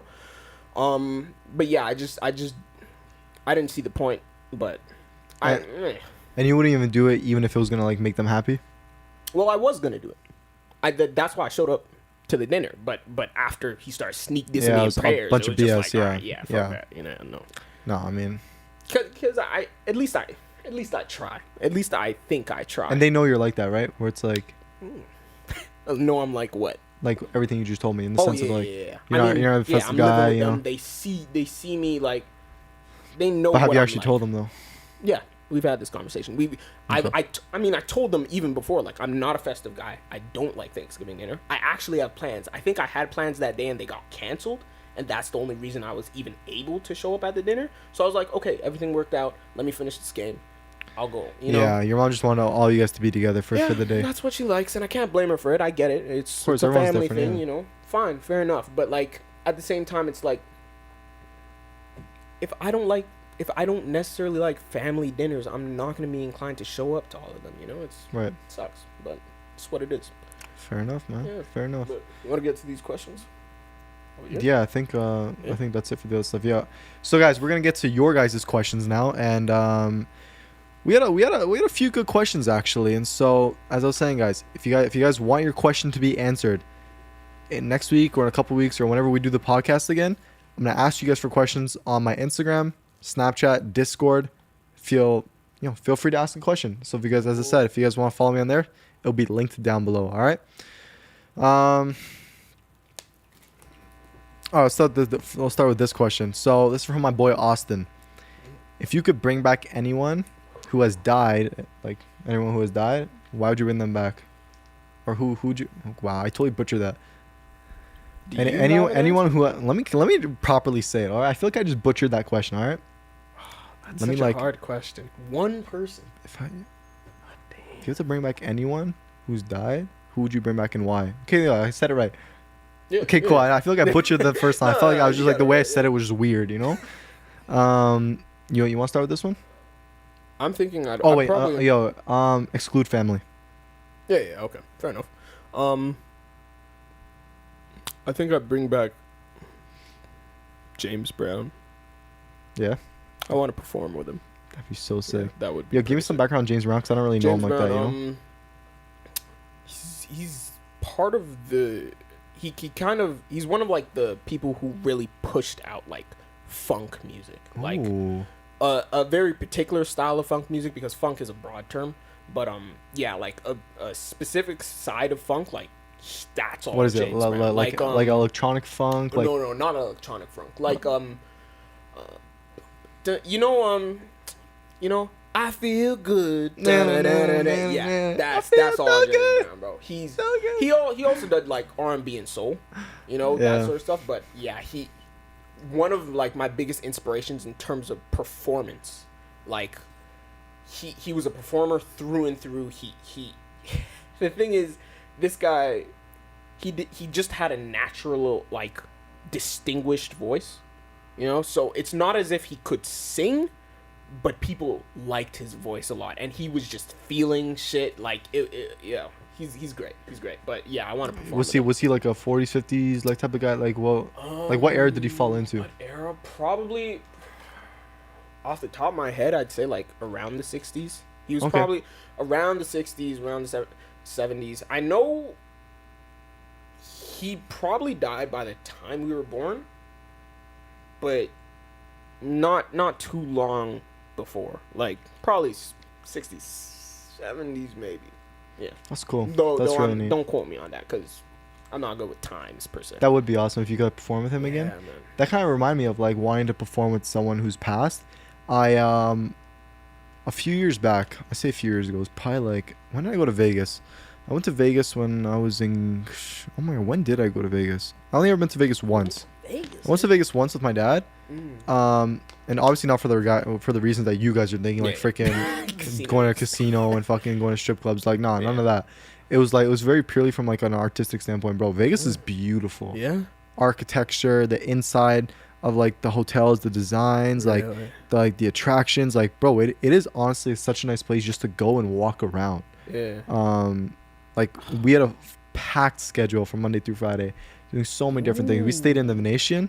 For those of you guys who know that hotel, it's really beautiful. On the inside, they had something called the Grand Hotel Shops, and it was literally like an indoor mall, but the roof looked like a sky. So it was like a bunch of clouds. That's so They had like sick. they had like a gondola, like this little river with a gondola. You know what a gondola is, Yeah, right? yeah. It's Yeah. just like a boat, right? Yeah. Yeah, So okay, gondola with a river, and then we actually went on it, and like it goes through the whole thing, and then there's a bunch of shops and stuff. Like it was so cool. it was so amazing. Then like the pools, like the whole experience at the Venetian was amazing, and I can't wait to go back to that hotel the next time I go to Vegas. Yeah.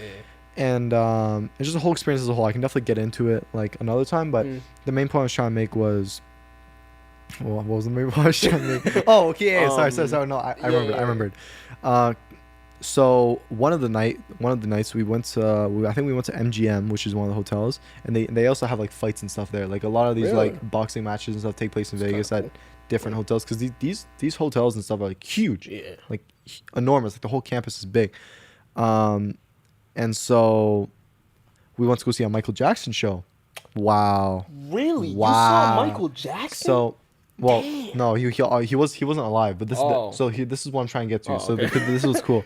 I wish I did. Yeah. It was called Michael Jackson. Michael Jackson. So this is how they put it on. We sat down, obviously good seats, beautiful, and they had a hologram of Michael Jackson.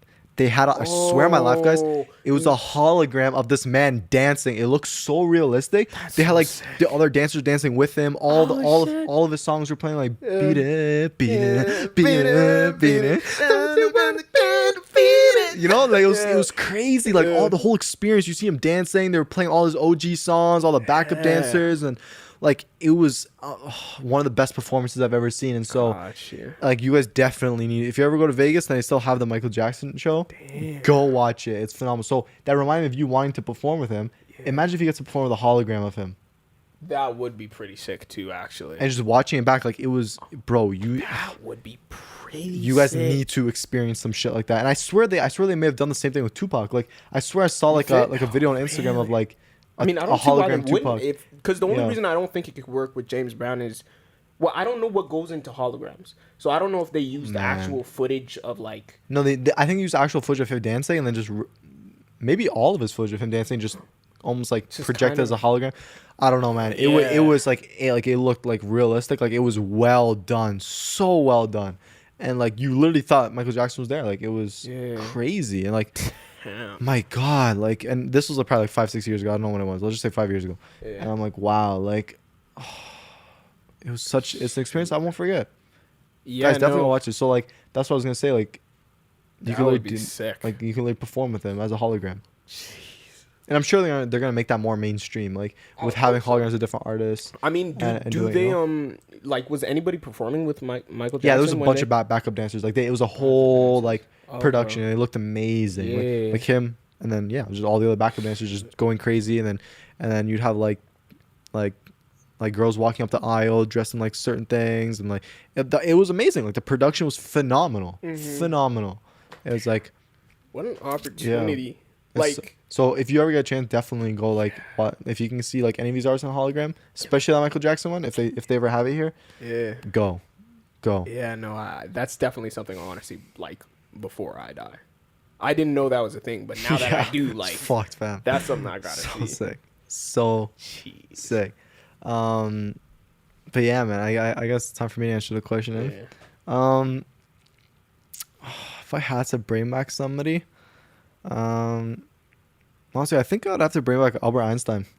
Really? Albert Einstein. The only reason why I say that is because I have this poster of Albert. Have you seen the poster? I think I did. Yeah, it's literally just inside. So right as you walk into my room, there's this Albert Einstein poster that's just against my wall. I used to have it hung up back when I lived at my stepdad's place, and he got it for me probably when I was like, years ago, at least probably like. It must have been at least 10 years I've had that poster. Something long. And like, I don't know. I've kind of always been like, I wonder what that guy would be like his personality, just to see his thinking of like, he did theory of relativity, right? I think that's what it was. E equals MC squared. But it's the theory of relativity or something. No idea. Guys, correct me if I'm wrong. I'll search it up. But like, it's something like that. That is the formula. But I think it was relativity. Who knows? Anyways.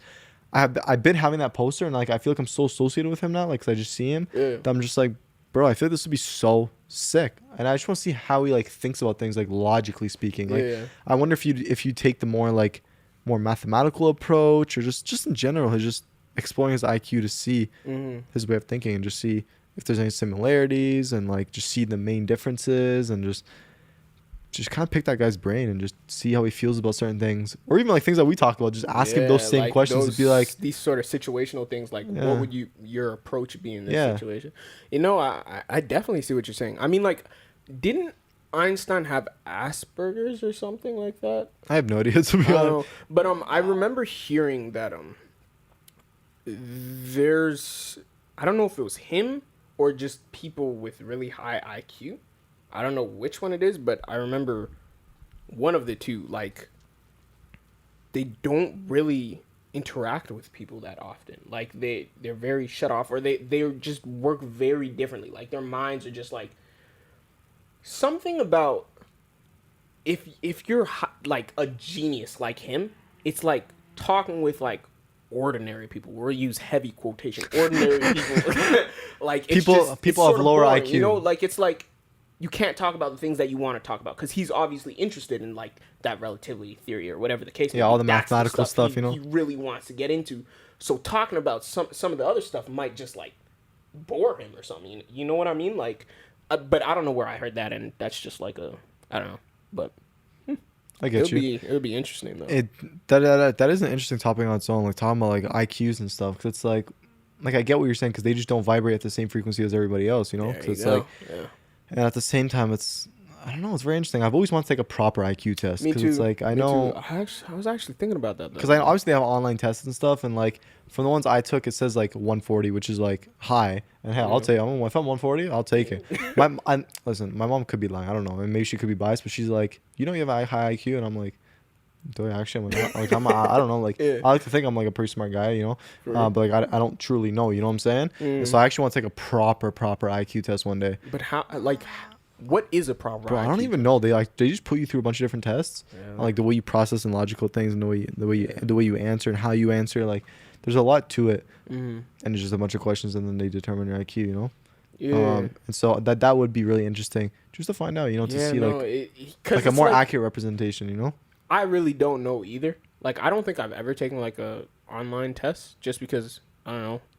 I never had the patience for it. I don't think, or I just. Not that they're usually like 30 questions, 40 questions. 30, yeah, so it's one of those, like, that's the thing, because I've taken tests like that before, like, I don't know, like love language quiz or something like that. You know, I've taken tests like that, but I've never just gotten around to the IQ thing. But that would be interesting just to see like where you stack up, like what is intelligence? You know, like, because there's a bunch of intelligence people in schools that don't have good grades. You know, pause that. I want to get into this, but I want to replace the battery. For sure. Shall we? Yeah. All right, you were saying? All right, we're back, guys. I have to replace the battery. Yes, I was saying that there's a lot of people, I mean, who might have high IQ or like be just really intelligent that don't get good grades, because I actually believe that the education system, I don't like it because it didn't serve me well particularly, but I just don't think, like, in general, it's not a good measure for intelligence or just like smart people in general, you know. And we're gonna get into like street smart versus school smarts or book smarts, let's say. Yeah, agreed. And like both are useful. Don't get me wrong, but there's a difference. I think like the actual terms for this might be intelligence and knowledge. And intelligence, I think, would be that street smarts going off of intuition or like whatever the case may be, or experience or whatever the case may be. And knowledge is actually attaining, like, oh, I read this in a book. Now I have it. Now I'm knowledgeable about this particular, you know what I mean? So they're both useful. Both can be applied in different ways. But I mean, personally, I'm definitely more leaning on street smart. No, 100%. Yeah. I mean, like, I'm the exact same way. And I know we've expressed this on the last podcast where we're just not big school people. But that doesn't mean that like we're stupid. Like I had this conversation again with my friend the other day. Like even on the other podcast, like I was telling her, I'm like, her and I are completely different. She's big into school and she's taking nursing and all this shit, right? And she works hard for her grades. And I'm like, me on the other hand, if I wanted to, I could get 90s, truly. And I'm not even trying to sound egotistical, but I can if I put in the work. It all comes from a lack of hard work. Yeah. And I'm sure it's the same thing with you. Like, you just don't put in the work. You just don't feel like putting in the work. Yeah. And that being said, it's like... it's not a good motivator. It's not. Like, and it's like, for some people. That's true, man. For those of you that want to go down that route of school, then getting a job, or like go to school, get your college degree, blah, blah, blah, all this shit to get a regular job, cool. By all means, do what you got to do, right? But if you're in a field where it's just... you don't really need school or it doesn't really involve it that heavily, and it's useless. I mean, it's not useless, but you know what I mean, for lack of a better term, it's useless because for me who wants to go into music, you're in the music industry as well, plus you're doing content, podcast. Like, you can't learn this shit in school. You have to learn by doing shit. I mean, there's music like theory and all that. There's music theory and all that, which definitely, don't get me wrong, it's useful, but I've learned so much more actually doing shit, actually going out and playing, actually going and recording and just experimenting rather than sitting in class taking tests and taking notes. It's always like that. Hands-on is where you're going to learn like everything, right? For real. And guys, like, don't ever look at someone who just wants to do their own thing and has the street marks and say that they're stupid, because they're probably not. You know what I'm saying? Just because they don't put in the work to get good marks doesn't mean they lack the intelligence to go off and do their own thing outside, right? Because I know many people who are book smarts, but I talk to them outside of that and I'm like, bro. Ew, I outside school. Saw the look this guy gave you. Bro, and I'm just like, really? I'm like, are you good? Like, are you okay? Are you okay? Are you okay? Yeah. Like, it's mind-boggling because I'm like, these are the kids that like got 90s, and I'm like, hold up, something is not, something's just not making sense here. They're just right.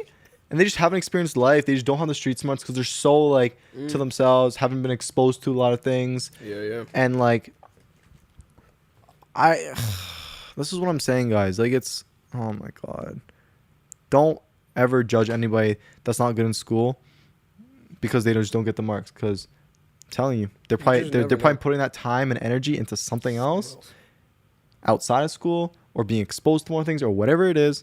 And are probably a lot more street smart than you. I'm not saying all cases. There's a lot of academically smart people that also have street smarts. Of course. But I'm just giving the example that there are people that are book smart and academically smart, but they're just not there outside of school. Yeah. You know what I'm saying? And so, guys, don't confuse it ever, please. All right. That's really it. Yeah. You know. Like, I don't know what to tell you guys. You know. And I'm sure you can, even if you're like the type that's book smart and you're not as street smart or all this stuff, then. And if you want to be exposed to more things and learn more like stuff and get more street smart, talk to that friend or do more things with that person, because they'll probably expose you to other things and just by talking to them, they might tell you certain things that you're like, oh, I didn't even know that. You know, I didn't even think about so it just that way. being around the person who has more street smarts, they're gonna rub off on you with the things they talk about, how they process things, where you go, what you do, all this good stuff. Assuming it's all the right things, and maybe vice versa. Maybe they might be like, yo, can you tutor me in this? Like, can you help me out in this academic stuff, because they actually want to put in some more work, and then. Assuming you're willing to help, you'll be like, yeah, absolutely, I'll be more than happy to help you. You know what I'm saying? And so, yeah, guys, I mean, you can definitely learn off one another. If you can be both book smart and street smart, great. But if you're that type of person where you're like us, where like school is just really not integral to your success or like what you want to do, then allocate your time and energy into things that you love doing, and that's gonna make you money, and then just your passions, you know. So yeah. 100%. It's easy to lose your focus because society is telling you that these grades are what you need. But don't lose focus. Like, really put your time into, I say this carefully, put your time into what you like or what you want to be doing, what you want your career to be, something that you can see yourself doing every day for 30 years on end or something. Like, you're passionate. Put your time into that. That means you're passionate. If you can see yourself doing it for 30 years, you're truly passionate, and that's what you got to be doing. Right. Because, I mean, everybody, do you believe everybody has a gift? Has a gift? Yeah. It's fine, because first we started off in one of the podcasts, like, does everybody have a plan? And now, do you believe everybody has a gift? Like, like a talent. Oh, like they're naturally, like when people say, like, they're naturally born with that talent. Naturally born, but like, not even something that's like, I don't like common. I mean, in the sense, like, you think of talent, you think of like music or like art or like one of those like acting, art, whatever. You know, like it could be something as simple as like, I don't know, like I don't know, something mundane. Like I don't know, somebody could be like have a particular skill, just or like someone really somebody picks up plumbing really fast. That could be their gift. Oh, okay, yeah, Like literally anything. Yeah, I think so, because I've seen it happen. Yeah, I've seen, and probably it's probably heavily due to genetics, but we won't really know. Or maybe like the way they were raised in their early life, like as a kid. Like there could be a lot of things that play into it. Genetics definitely do. Because I know one of my boys, shout out to my boy Phil, Filip Kostic, I literally call him my Serbian bro. He finished with the #1 proficiency in my grade for grades. Yeah, I got like a 95, 96. I don't know what it was. But he's a sick guy. He's not like he's humble about all his shit. Like I can like sit down with him and talk to him, and he's actually partly the inspiration for why I'm doing all this. And I want to quickly tell the story because it's a pretty good story. So him and I, he's super great guy, like street smart and book smart, and he's Serbian too, so you know, like, my Serbian bro. And him and I and he actually tutored me a few times. I owe a lot to him. He's a sick guy, and he's helped me move, and just such a good guy, man. Good guy. And I saw him last year. I haven't chilled with him like in over a year, so I definitely need to see him. But anyways, what I was trying to get at was with him, actually, before I get to that, I was gonna say how I started all this. Yeah, so what him and I would do every now and then is that we'd be walking down the hall to science or whatever, because we sat beside each other in a couple classes, and he'd be like, "Yo, Ben, like, what are your thoughts on this?" Really? And he literally asked me something, and then we just talk about it, literally the way we're doing right now. And he's just like, "Yo, Ben, I just love asking you things to get your opinion on it. I swear on my life, I'm not making this up." Bro. That's literally what he told me. That's the and I'd be lying to you if I said that didn't stick with me. And it wasn't until early last year where I'm like, why don't I put out videos talking about stuff that I'm passionate about, help people, like, you know, share my opinion, whatever it is, because if he likes getting my opinion on stuff, who says other people won't either? Yeah. And so whatever, I was in my relationship, nothing really transpired out of it, but it was always in the back of my mind. It wasn't until like June, July, I'm like, you know what, I was kind of started thinking about it more. How am I gonna set this up? I know how to do video editing, so that's a plus. At this point, I know how to do audio, so those are two integral things to content creation. I mean, you don't need to know, but a lot of people who do get into content creation go to YouTube University to find out how to work a camera, how to edit. But I'm lucky enough to have been doing this for a long time, or long enough that I was already at an advantage. Plus like of my personality, like I just love helping people and being outgoing and all this stuff, which definitely played a role into it. And so, as I said, it was always at the back of my mind. I'm like, you know what? So then finally October rolls around, October of last year, my mom leaves for Punta Cana, and I'm like, let me start TikTok. And guys, the funny thing about TikTok too is that I hated TikTok with a passion. Really? My ex made me hate it. During our whole relationship, she was obsessed with TikTok. Always on TikTok. Doing the dances. Yeah, doing the dances. Always doing TikToks while we were together and all this shit. And like, there were times where we did it together and it was fun. But she was way too obsessed, always on it. Like it made. I was like, bro, why would I ever want to get this app? I swear, I was so like frustrated with it. I was just grossed out by it.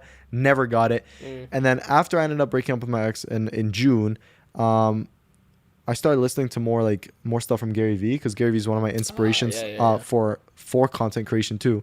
And so he was just saying how, like, you know, TikTok's really good for organic reach, and I knew this, and I'm like, okay, you know, whatever, back in my mind still. Then October rolls around, and I'm like, you know what? Fuck it, let's get on TikTok, because if I'm gonna post a video, I want people to see it. Yeah. So I finally went to my TikTok account, posted my first video, started getting views. Started off with like 50 to 100 views, whatever it was. And then from there on, the next few months, it was for the next few months, I was always hovering around the 100 views mark. Yeah. And I made an effort to just post one video a day. That was my goal. And it's fine, because when the first day I started, I made a video saying, yo, let me do a 3-week challenge. I'll post one video a day for the next 3 weeks. I ended up doing that. My mom ended up coming back, and I just continued it because I truly believed in content. I believed that I could eventually monetize this and make a living out of it and all this good stuff. And I love doing it. Yeah. And so I kept posting one video a day. And this was back when I was doing it like on this camera right here. And it used to be like amazing quality with like my other mic. You were doing TikToks on this? So on this camera right here, I used to turn, so this setup right here, I used to stand up. I used to do it at different parts of my house actually. So I used to be, or my condo, I used to do I never wanted the same background, so I would do like one in one corner of my room, then the other corner of my room, then in front of the window, then like with like in front of the door, then in the kitchen. Then I did one of me standing actually out on my balcony. Then I did one in front of this right here, right underneath the Dreams to Reality poster that's above us. So I did at different angles. And I would set this camera up sideways, like vertically. I'd have my shotgun microphone. So I had my shotgun microphone, which is $400. It's amazing. I'll show you. It's beautiful sound. Put that into another like audio recording device. So I have that recording, this recording, and then I would have my phone. And then this was back when TikToks were only 1 minute long. Then I would start the timer. I'd be like, and I always had the same method of doing my videos. I always kind of thought of stuff on the spot, or something came up during the day. I would talk about it. And I'd be like, all right, ready? And then I'd click it. So as I'm looking into the camera, I'd click it, start talking. And every now and then I'd glance down to see if I'm approaching the 1 minute mark. Then I'd close it out. Done. And I used to actually start my videos with like, what's up TikTok? I hope you guys are having a wonderful day today.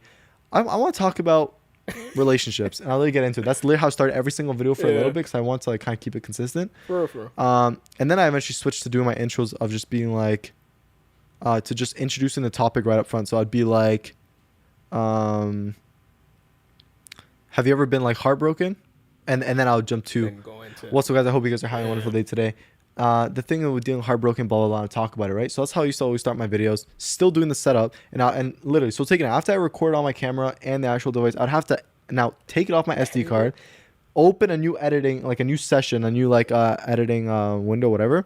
Import the audio from I'll take two cards. So I'll take my SD card from the camera, import the video, take that micro SD card out of like the device I was recording audio on, put that to the computer, put that both into Premiere, sync the audio, color grade it, export it, then post it. That whole process took recording, editing about an hour for a 1 minute clip. For a 1 minute clip. Geez. All that took about an hour to an hour and a half, depending on the video, right? Every day. And I did that for a little bit. I did that for probably from like at least the whole month of November, kind of going to December, around that, right? And then I realized, I'm like, bro, like these videos aren't getting like as much views as I thought it was. The return on investment was not good, because I was putting in an hour and a half, and it was taking up a lot of time just for one video, not to expect the results that I wanted, right? And don't get me wrong, I loved it. I loved having beautiful quality, beautiful audio. Everything was amazing from like a production standpoint. Oh, amazing. But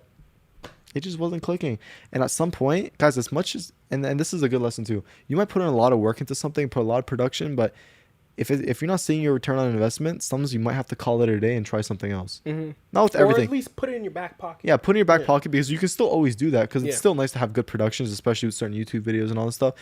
But sometimes you have to change it up. That's all I'm trying to say. So I ended up switching to just a handheld video on my phone, and I just talked about whatever. I got rid of my intro completely about what's up guys, I hope you're having a wonderful day today, because I thought that was a waste of time, because on TikTok people want to see what you're talking about right away. The titles actually always stayed the same. I never changed my titles. So at the beginning of all my videos, I have a red title saying you kind of like a summary of your profile so that's another thing too. So I've never changed the way my profile looks. So if you guys go to my TikTok profile, all those titles you see how it's consistent. So for those of you that are watching this, if you found this on YouTube, go to my TikTok. It's _Soko_ and check it out.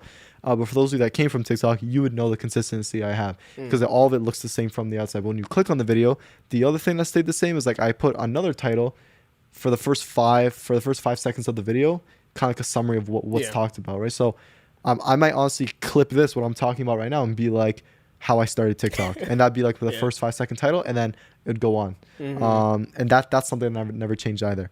But I eventually switched to handheld videos, got rid of my intro, and just talked about it. And I realized those handheld videos was doing the same exact views and likes and everything as my good production ones. There's literally, and at that point I'm like, why would I spend in a whole hour and a half doing a whole production when I can do 5-10 minutes, and just talking about relationships, you know? And I realized that that's the way it went. And so I think I ended up switching to that method maybe like in December, January. I don't know. And by this point, I only had like 400 or 500 followers going. No, actually, no, I lied. No. So I only had like 200, 300 followers. Around December? Like, yeah. So from October to December, I only had like 200, 250 followers. Not that much. And that was me putting in a couple months of work. And then going to the new year, I swear on my life, guys, my goal by the end of this year was supposed to hit 400 followers. That was my original goal, to hit 400 followers. And at that point, I think around this point, I ended up switching just to handheld videos. I kept doing that. And guys, you have to understand, it is hard to get followers on TikTok. When I say hard, it's a slow build, a very slow build if you're posting 1 or 2 times a day. Because you might only get like 1 follower every other day, or if you're lucky, 1 follower a day, depending on what you're looking at. But where you get the most engagement followers is through lives. And not only do I love going lives and interacting with my TikTok fans, but that's the best way to get followers, other than promoting your posts, which didn't even come out until only a few months ago, by the way. So I was there when like Omar and I were there when like, when did you start TikTok? Probably before, like, started seriously around the same time, basically. Okay. Yeah. So by that point, they didn't have no promoting. So now they have promote posts where you can pay a certain amount of coins and get your video pushed out to more people. Instagram does it. It's actually a really good feature to get followers and views and all this stuff. Good. And so guys, definitely, if you want to invest in yourself and like promote some posts, definitely go do that. But yeah, so it was hard to get followers. And so this was, by the end of this year, I want to hit 400. So then by the time January came around, I ended up hitting like January, February. I think I was at 500 now, or like I got up there. And I think promote posts came out like in February or March, something like that. And I'm like, okay, cool. Like I had some money from the government I was getting because of like COVID. We were all getting that money. And so I'm like, yo, let me put in like $160 worth of coins. I ended up promoting some posts, and that skyrocketed my followers to, I think, like 800, 900. I got like at least 300 followers just by promoting, which was good. It was a good Excel because I knew I wanted to go live once I hit 1,000 followers, because you can't go live until you hit 1,000 followers. I knew that was going to be like the goal, right? And once I do that, then game over. I would go live every other day and just do my thing. So ended up hitting 800, 900. And then one day on Orthodox Easter, whenever that was, I ended up posting a video of like this like egg cracking game. So if you guys... So I know a lot of cultures do this. It's like on Easter, you have hard-boiled eggs, you color them or put like this wrapping around it. And when you all gather on the table and you each grab an egg and you hit the egg against each other. So imagine you're holding an egg. Imagine you're holding an egg in your hand. I'll take my egg and hit the top of it. Hit the top of it. Okay. If yours breaks, you lost. But no, we have 2 sides. So you lost that round. And then you flip your egg.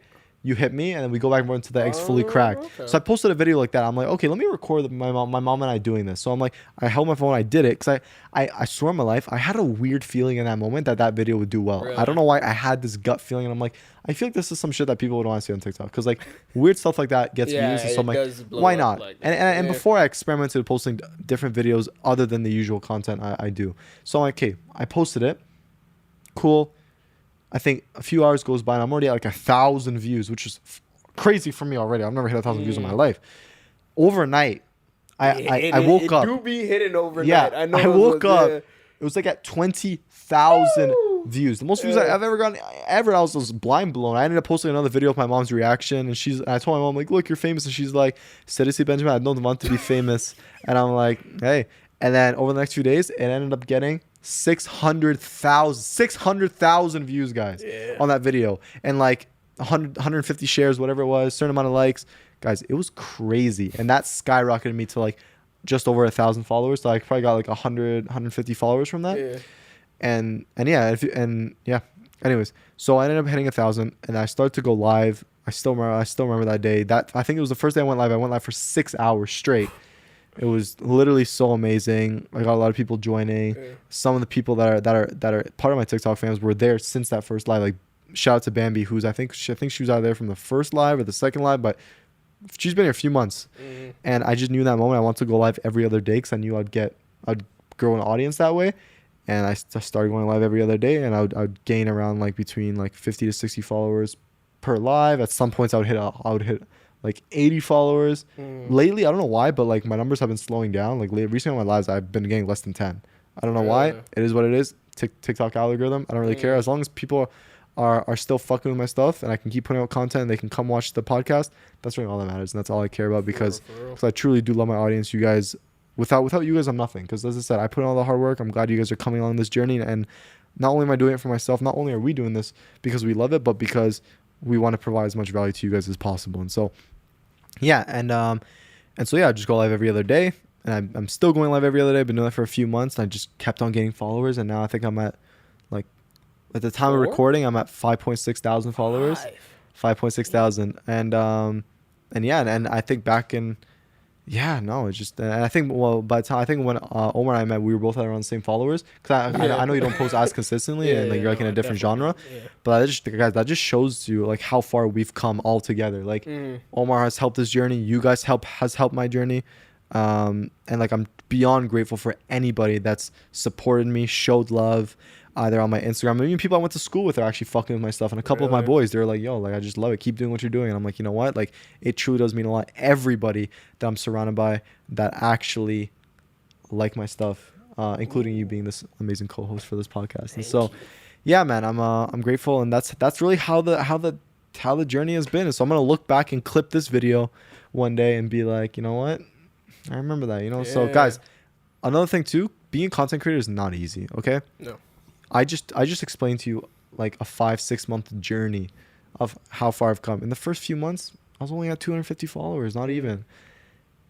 I mean, you can boost yourself if you promote, but if you don't have the money for like that, you're not going to. Yeah, but even if you were to boost yourself, like let's say you boost yourself from promote, promoting posts, promote yourself from like when you have 50 followers. It's like you need to be absolutely sure of yourself, like to promote yourself that early on, because it's like, can you maintain? Yeah, you need to have content. You need to have content to be a content creator. Like some people think it's just a, I don't know, some people think it's easy, man. It really isn't. It boggles me where it's just like, no. You don't understand. You need to come up with something fresh and new every single video and like make it and deliver it in a way that people really want to see, you know? Like that's not easy to do. And you also don't have to reinvent the wheel either. Just talk about stuff that you like. No, you don't have to reinvent it, but I mean like, you know, like I mean for you specifically, if somebody looks on your page and you have 50 videos of the same video, it's like they're gonna see that and be like, okay, so this guy is a one. You want something different, you know, like if you go on your profile, you have literally every video is like a different topic. Some things might overlap, but like I do have different topics, you know. Whereas some people, like the people who do trends on TikTok, like a lot of them, you'll see they do reposts, they do like the same dances over and over again. It gets boring, you know. And once it gets boring for the person making the content, how do you think the audience feels when they see that you're bored with what you're doing? That's facts. And so it's just better off posting things that you actually like really care about and stand by and believe in, and that's what I do. Yeah. And that's one of the reasons why I do this podcast, because I like to repost these clips of TikTok and just provide value. And then eventually, if I can make a living off this, then game over. I get to just like do this full time, like properly full time, and like hopefully put out more content, more podcasts, and just do my thing, you know. And so, yeah, guys, being a content creator is not easy. Any content creator, you know, that's consistent is just like it's a job. It's a part-time job. It's not a full-time job, you know. And people here in Canada, we don't have TikTok Creator Fund either, and so we don't get paid off views. But people in the States, if you apply for Creator Fund, you get paid off views. Yeah. And so we do it because we love it and we want to grow this audience, and it's all organic. And so, guys, just have a lot of respect for the people that you follow and that the journey that you're supporting, because it's a lot. But you know what? I don't look at it as like a lot, because like I love doing it. Yeah. And I love doing it, and like I look at it as like the job that it's my passion, and it's my job, and like all that together is like it's what I do, you know.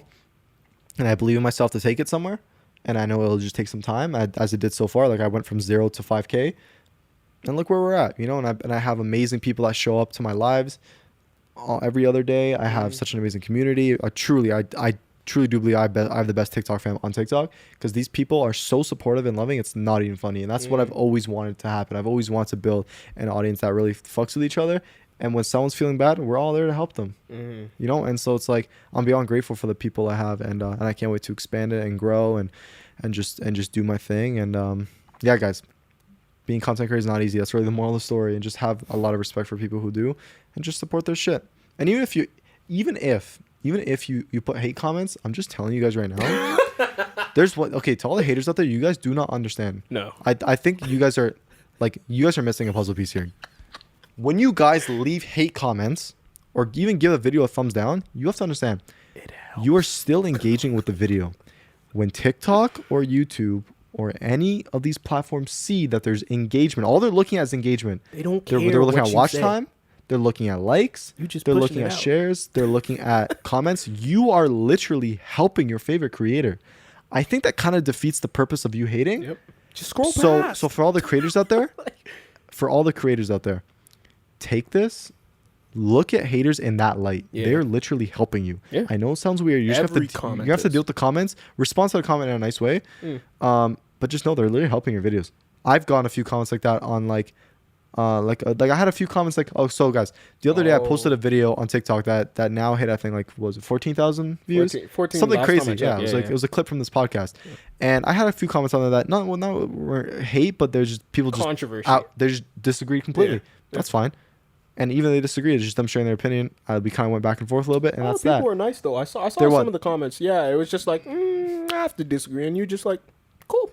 I appreciate the fact that you're keeping it civil, sort of thing. Right, and then we just have a good conversation about it, you know. And so, guys, haters, to all the haters, you're helping us out. By the way, even if you like the video, the only thing that disliking the video does is it doesn't get pushed out to you anymore, but the video still has more engagement. So it's like, I don't want to, like, haters don't know this. No, I'm telling you right now, you're better off not even expending your energy to hate on that person. For real.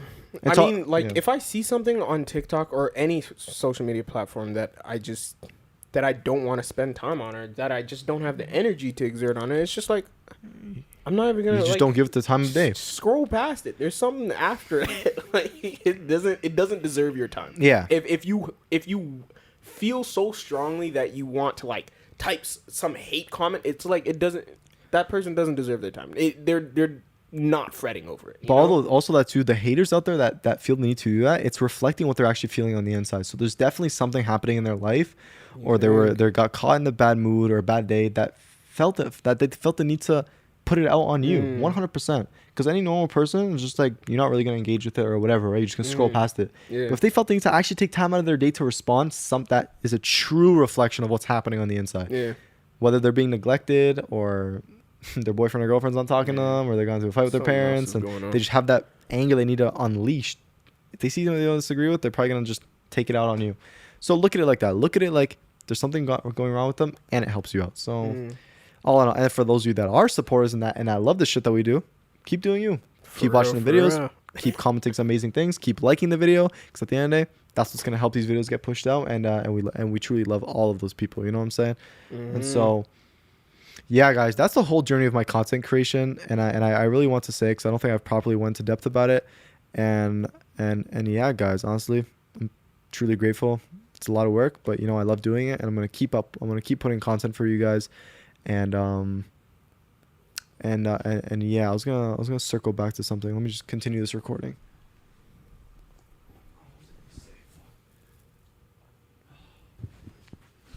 All right, we're back. I just had to continue the camera. So yeah, more of the story is we love you guys, because it's true. Keep putting out content creation.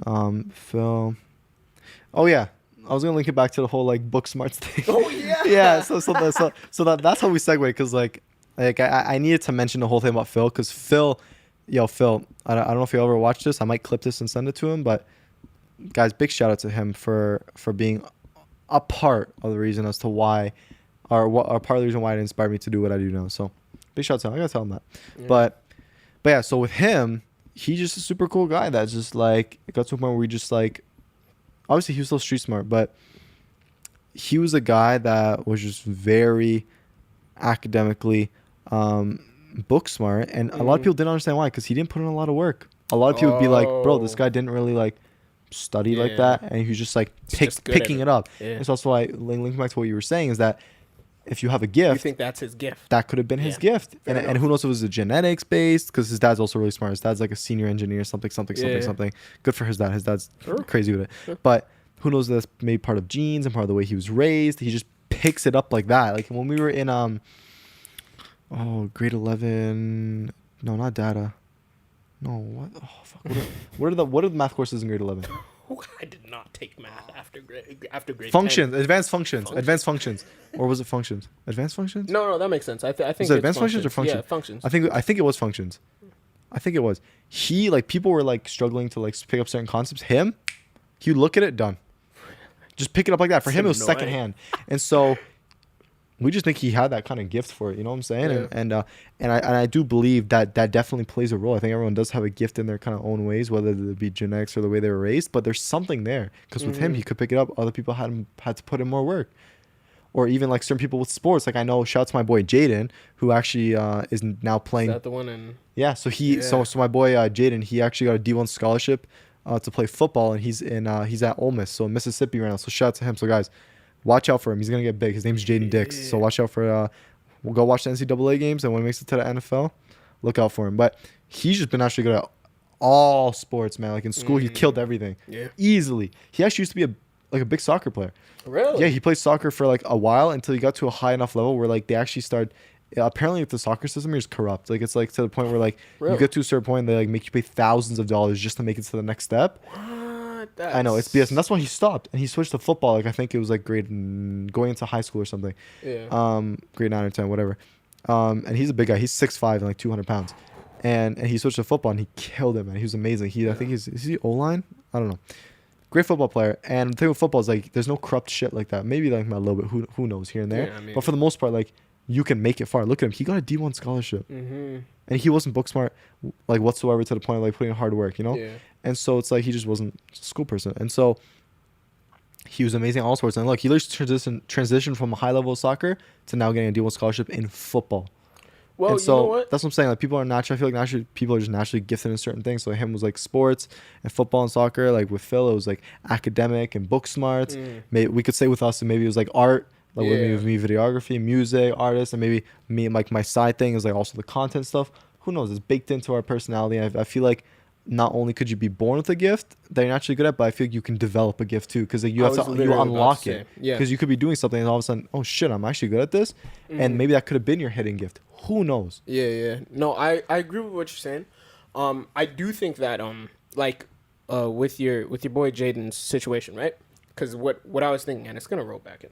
But so I think that he probably has a gift for like sports, right? Like all sports, like you're saying, he's killing it, right? But I also think part of it is a gift. But like you're saying, how you could develop other skills. I think part of it is what I learned in school in a leadership class is it's called transferable skills. So like soccer, I've heard that. You know what I mean? Like soccer, of course, you need footwork, right? So you take a soccer player and you put them in football. It's like, the footwork is there. The footwork is already there. All you have to do is build on top of it. Learn the game of football. Learn how to throw it. Learn whatever plays you got to. But you already have the footwork. You're just building blocks at that point. You know, you have it laid out for you. So I think part of it is a gift, and then part of it is that like transferable skill as well. And I think that transferable skills are like just skills in general can be developed. I mean, through because me I would say that sure I'm gifted musically, you know, whatever, but I also like the same way your boy is. I was kind of like a hit in like a bunch of sports. You know, I told you I play squash, taekwondo, swimming, freaking I used to do karate, tennis. Yeah, I did a lot of things, you know. So it's like, and the reason I was in so many sports is just because it's transferable skills. Like for most of it, I'm using the same muscles, you know. Right. It's just a little bit of a learning curve after I learned the game. Shit. I could play it. Yeah. And yeah, I totally agree. You can develop those skills and transfer into other things. And I know something I can relate to with that is like, this is something good. Okay, so part of the reason as to why I am the way I am when it comes to being outgoing and like my personality and being like very talkative, and that's why I feel like I'm good at this content shit, is because way back, even when I was let's go all the way back to daycare days, like pre-elementary school days, like when I was like 4, 5. I remember I used to be in daycare. I just wouldn't, not yet, like when I say I wouldn't sit still, not like ADHD wise, but like I wouldn't sit still. I'd want to just like move around, do things, and talk to people, and I'd kind of be a shit disturber. I'm not gonna lie. Like, is that what you call those? Yeah. And so, anyways, and so when we had nap time, I didn't want to nap. I'm like, bro, let's talk, let's do stuff. I want to fucking, you know, like, let's go. Like it's nap time. Literally. And so that's one part of it. And then when I came to Canada, because for those of you that may not know, I was born in Columbus, Ohio, and that's when my mom and dad were still together, and then they split, and I ended up coming here when I was like 5. And so in elementary school, even early on, I used to talk to everybody. I used to constantly talk. Yeah. And in grade 5, we used to be in groups. During silent work, I would talk so much that my teacher always sent me to the empty room next door. Because we didn't have there were classrooms, but the room right next door to my classroom wasn't an actual class. It wasn't like a big classroom. It was like a smaller room where you could just do work. Literally. Shout out to Mr. Hollingsworth, my grade 5 teacher. Love that guy. He's such a sick guy. He like everyone loved him.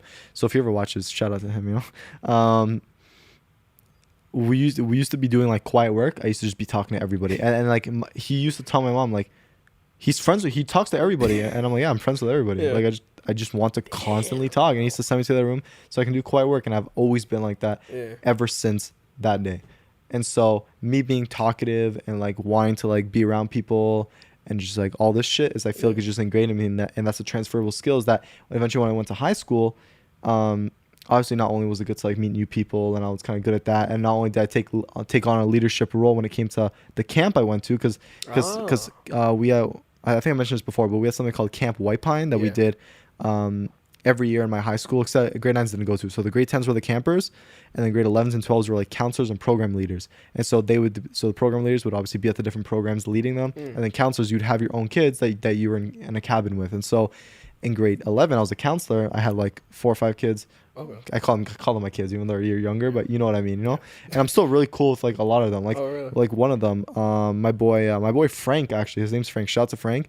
He actually supports the videos. Like, it was his birthday yesterday, and I messaged him today saying, bro, I like thank you so much for like all the support. And like he's always liking the videos on Instagram, and he was one of my campers, and I just a bunch of supportive people, and so I always took on that leadership role as a counselor, and then in grade 12 I was a counselor again. And just doing different stuff within school, and then I know like even during like presentations, I'd be really good at presentations. What else? I would we had this one like event called the PLF event, and the PLF was like the code for the class I was in. It was like a fitness leadership class, and this fitness leadership class was all about like just leading different activities and taking on a leadership role. And so we actually had like this like school summit where different PLF classes would come to ECI, which was my high school. And we had like a whole event, and I was one of like the general managers, and I had to like speak in front of a bunch of people and just do my thing. So I feel like all those skills is kind of baked into me, where I've now transferred it onto content, you know? And that's what I'm saying. It's kind of, I feel like that was maybe my gift, you know, in a sense, you know? And yeah, man, it's like, it's kind of been a journey for like kind of why the way I am, you know? Yeah. You feel me? I do. So yeah, so it's kind of, so again, I kind of thought about that the other day. It was kind of scary. I was sitting down, I'm like, bro, I've always been this way, even since I was like 5. It's been weird because like, I'm like, that kind of makes sense. Like, and now I'm actually utilizing that skill. I mean, it may have been looked upon as like shit disturbing or a bad trait to be very talkative back in the day when, you know, when people were trying to be quiet, all this stuff. But now, bro, I get to unleash, to make videos and podcasts and talk, actually talk. And that's why I tell people, I'm like, yo, I talk so much because I like to talk and like talk about shit, you know, and have good conversations like this. And yeah, man. So if I can find someone that reciprocates and talks just as much as it can be a good thing, because we can just go crazy and like there's never a dull moment like that, you know. For real. Yeah, man. It's just baked into me, so it's I guess a gift, you know. Yeah, no. That somewhat leads into a question I know is on there. Or maybe not a question, a statement. Let's hear it. So on the way here, actually, I was thinking like, how what's the best way to go about self-reflection, right? Because I know you probably self-reflect a lot. I self-reflect a lot. I feel like it's important for people to self-reflect. I mean, not necessarily all the time, but I mean, like, from time to time, really just sit down with yourself and be like, okay, like... It's a good check-in. Yeah, just to check in, see, you know, you have to develop the relationship with yourself, you know, like, really, really find out who you are. You're the most important person. Exactly. In your own life, you really are. Like, you're the only one that stays with you your entire life is you. Like, that's the only guarantee. Like, literally nobody else is guaranteed to stay in your life except you. You know? So literally. And to quote you, you're the main story. You're the main character of your story. You're the protagonist of your own story. That's what I'm saying. But so what I came to the conclusion of is, or not necessarily a conclusion, but I was thinking like, when I'm self-reflecting, a lot of the time, I'm thinking, okay, yeah, I agree with what I did in the past or whatever decision I made in that given moment or given situation. I agree with that. But then you also have to think, okay, what did I do wrong? Or what do I not agree with? Or what am I, look at the other side of things, So I think, yeah, I forget the exact example that I was thinking of. Well, yeah, okay. It actually relates back to that story that I was saying with the Thanksgiving dinner and everything. I called, or my brother called me, like, because he heard, like, oh, me and my dad aren't talking to each other for, like, a month or something like that, right? So he called me. He's like, okay, like, how did the situation go down and everything? And I'm like, well, Not like, good. he disrespected me. So what do you think, So he's like, okay, that's great, but how did you handle it in the moment? Like, did you disrespect him? Did, like, how your dad is, because my dad's the type of person where it's like, You I just don't you agree know with the way he is. You just know the way he he is. he thinks that, well, I'm this way and I'm not going to change the way I am, so you have to deal with it. And I really, really disagree with that, and that's one of the things that we butt heads on, because it's like, no, you can't keep disrespecting people, claiming this is how you are. Treat people with decency. If we have a problem, we could talk it out like civil people, but, like, But anyway, yeah, like, after talking about it with my brother, I came to the conclusion, like, okay, maybe I was a bit heated in the moment. Maybe I made it look a lot worse than I was trying to make it. So I think in that way, like, the best way to self-reflect, not necessarily the best way, but, like, allow yourself time to be wrong, or to like, really realize, okay, what could I have done better in certain situations, sort of that sort of thing. So allow yourself to process what happened. Yeah. And to almost look at all sides and see who went wrong where, and have the humility to know when you fucked up. Exactly. And to see how you could do better next time, Because that's the thing. With certain people, you may not want to...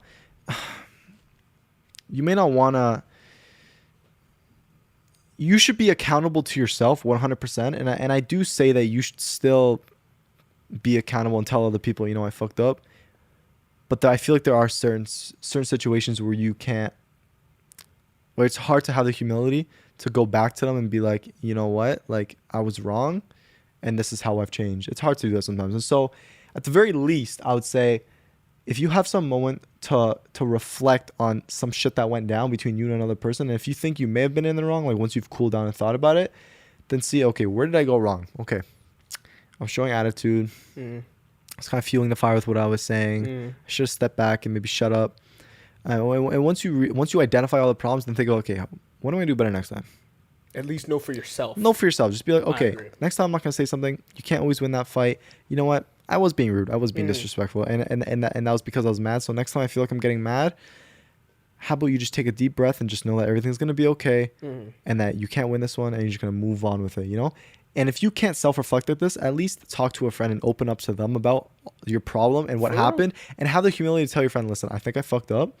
So tell me how I can fix it, and get that practical advice. And I've had a couple of girls that's come to me doing exactly that, because it's hard for them to self-reflect and think of solutions. So they came to me so I can logically run them through it, and then they agree, and then they take it and run with it. So if you're not going to openly tell somebody, or let's say after the fact, if you're not going to, like, after the fact, go back to them and tell them, I messed up, at least know for yourself on the inside, okay, I'm not going to do that next time. So next time you're in that situation, you would have already fixed your mistakes and not make the same mistakes again. As long as you are fixing what you did wrong, then you're good. And so it's always good to reflect no matter what situation. Even if something goes down, walk away from it and take some time to really think about everything and truly be unbiased. And if you can't do that, talk to a friend that's going to tell you shit straight to your face, and then you can figure out some solutions to how you can fix yourself, or maybe just a reassurance that you did everything right, because maybe you're not sure if you went about it the right way. And so you confirm with a few people that you're close with, and maybe they'll tell you, oh yeah, no, you did the right thing, or you know what, I don't think that was right. And then you'll be like, you know what, you're right. I did go about it in a bad way. So, and even when good things happen too, you can even, like, if you made somebody's day, or if you impacted somebody's life, or you just know, like, your actions are, having a positive effect, or maybe, like, maybe you're going on a date with somebody and you have a certain way of doing things and you see it's yielding a good result, That's something to keep in mind, and Take note. you can self reflect on all of those good situations and be like, okay, let me keep doing this. Let me keep complimenting them. Let me keep doing this one particular thing or taking them to that particular place and acting this way. That's evoking a good positive reaction and stuff that's going to make both of our days and make the experience much better and all this stuff. And so, and that's the smart thing to do. Reflect on those positive situations to see what you should keep doing. Because maybe you don't exactly know what you're doing, but when you start to reflect, you're like, oh, okay, so you start to connect okay, the so dots, me being positive and openly talking about things and being vulnerable is yielding a result in which people feel more comfortable with me and getting growing these and flourishing these relationships with them. So let me keep doing that. And so that's all part of experience too. Keeping mental those experiences, good and bad, reflecting of it to see what you should stop doing and what you should change and being accountable for your actions, but also what you should keep doing going forward. Yeah. I have a question. Absolutely. Off the top of my head, question for you. Absolutely. What do you do? Because me and you were both people who our friends come to us for advice, right? We're blessed to be in that position. Yeah, so can I say one quick thing? Yeah. And I'm just gonna stop. Say. Wow, I just gotta spit it out. We're both very blessed to be in the position where we both have ourselves together and love ourselves and are confident enough to be able to help others. So for those of you that are out there that are like in the same position as us, if you are mentally good, you have your emotions in check. Of course, every now and then you might act out, whatever. But for the most part, you're confident. You're going through life, great. Family situation's good, more or less. You know what I mean. You have yourself together. If you can reach out and lend a helping hand to those who need it, do it. Especially if it's your friends, because you were able to exert the extra help and that extra energy that will make somebody's day, and so do it. That they can't necessarily do themselves. At exactly. Too. And of course you're not obligated to do it. If you want to live your own life, that's completely okay. That's fine. Trust me, guys. It's not for everybody. No one's gonna shit on you for not wanting to necessarily help someone that's in desperate help, because like at the end of the day, that's their own life. Yeah, it would be nice to, but if anybody ever shits on you for not wanting to lend a helping hand, this is very murky waters, because I don't think they should criticize you, because you are not obligated to help anybody. Not at all. You really don't owe anybody anything, and you're really just living your life. If you want to, that's appreciated. But if you don't, obligated. Okay. You know what I'm saying? Okay. Yeah. No, I completely agree. It goes back to the Jeff Bezos thing where it's saying like, if he gives like $1 million to a charity and people give him shit for that, it's like, okay, but first of all, he didn't have to. Second of all, $1 million is a lot of dollars, you know? So, no, I definitely agree. But my question was... I'm so sorry. Wow, I feel like a dick right now. Go ahead. You good. And I just want to address just one of the situations when it comes to like the murky waters with everything I just said. Like, you don't owe anybody anything. But like, if it's your best friend, it's nice to maybe return a favor or do stuff for each other. And if they need help them, you know? Yeah. What I was saying is more for like random people that you're not really close with. But once you're friends, that's when you can kind of... That's what friends do for each other. Friends do. That's why you're friends. That's literally why you're friends. You use each other, like in a good way. In a very good way. Like in a mutually beneficial way. Like, I think my friend, he was reading a book on Buddhism, right? And part of what they were saying there was like having like part of the main reason you have friends in your life is to share your like sacrifice or like share your burden with them, because I mean that's what friends do. That's the way you interact. You tell them about your bad day. You rant to your friends or whatever. I don't do that, but that's what a lot of people do, and you use each other. You help each other. Yeah, use each other. Whatever you want to say. And you enjoy each other's presence too. Exactly. That's all part of it. Like it's a whole vibe in itself to vibe with somebody, but also be able to have those like deep conversations or like have them help you through a situation. You know, it's like it's the full package. You're exchanging value with one another. Yeah, I feel like a lot of people hear that, oh, I don't owe anybody anything. And they take that to the extreme, saying, well, I live for myself and myself only, sort of thing. Well, and yes, you do. That's true. But that doesn't mean that you can't help people. Mm-hmm. That doesn't mean it's weird to help people. It's like we're social beings. You know, we're made to communicate in order to help each other, you know? So it's like, but my question Like, I think we're about done. We're done? So yeah, guys, you don't want anybody anything, but if it's your best friend, yeah, help each other. Like, especially if it's Lend a your best helping friend. hand. If it's really your best friend, that shouldn't even be a question. Yeah, no, it should be. I mean, that's why you're friends. Yeah. And yeah, if you're in a position to help others, then do it. Yeah. Okay, question. Sorry. Oh, jeez, I hope I didn't forget it. Stop. Oh my, I'm so sorry. What are you talking about Obligations, friendships, being able to help people. Being able to help. Oh yeah. Okay. Thank God you remember. We're both in situations where our friends come to us for advice, for help, Yes. or whatever the case may be.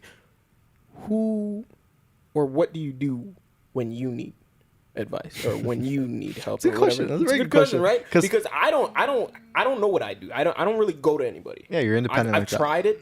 Well, it's not even an independent. It is an independent thing, part of but the I've reason. tried it. But they can't help you the way you But help they them. can't help me the way you know exactly. I know what exactly I what mean, you said. bro. You know exactly what I mean. Tell you. I'm like, okay, maybe if I just bring it up and like they'll walk me through the same way, and I'm just like, Fam, we vibrate on a different frequency, fam. not help. Tell me, fam. We vibrate on a different frequency. Yeah, man.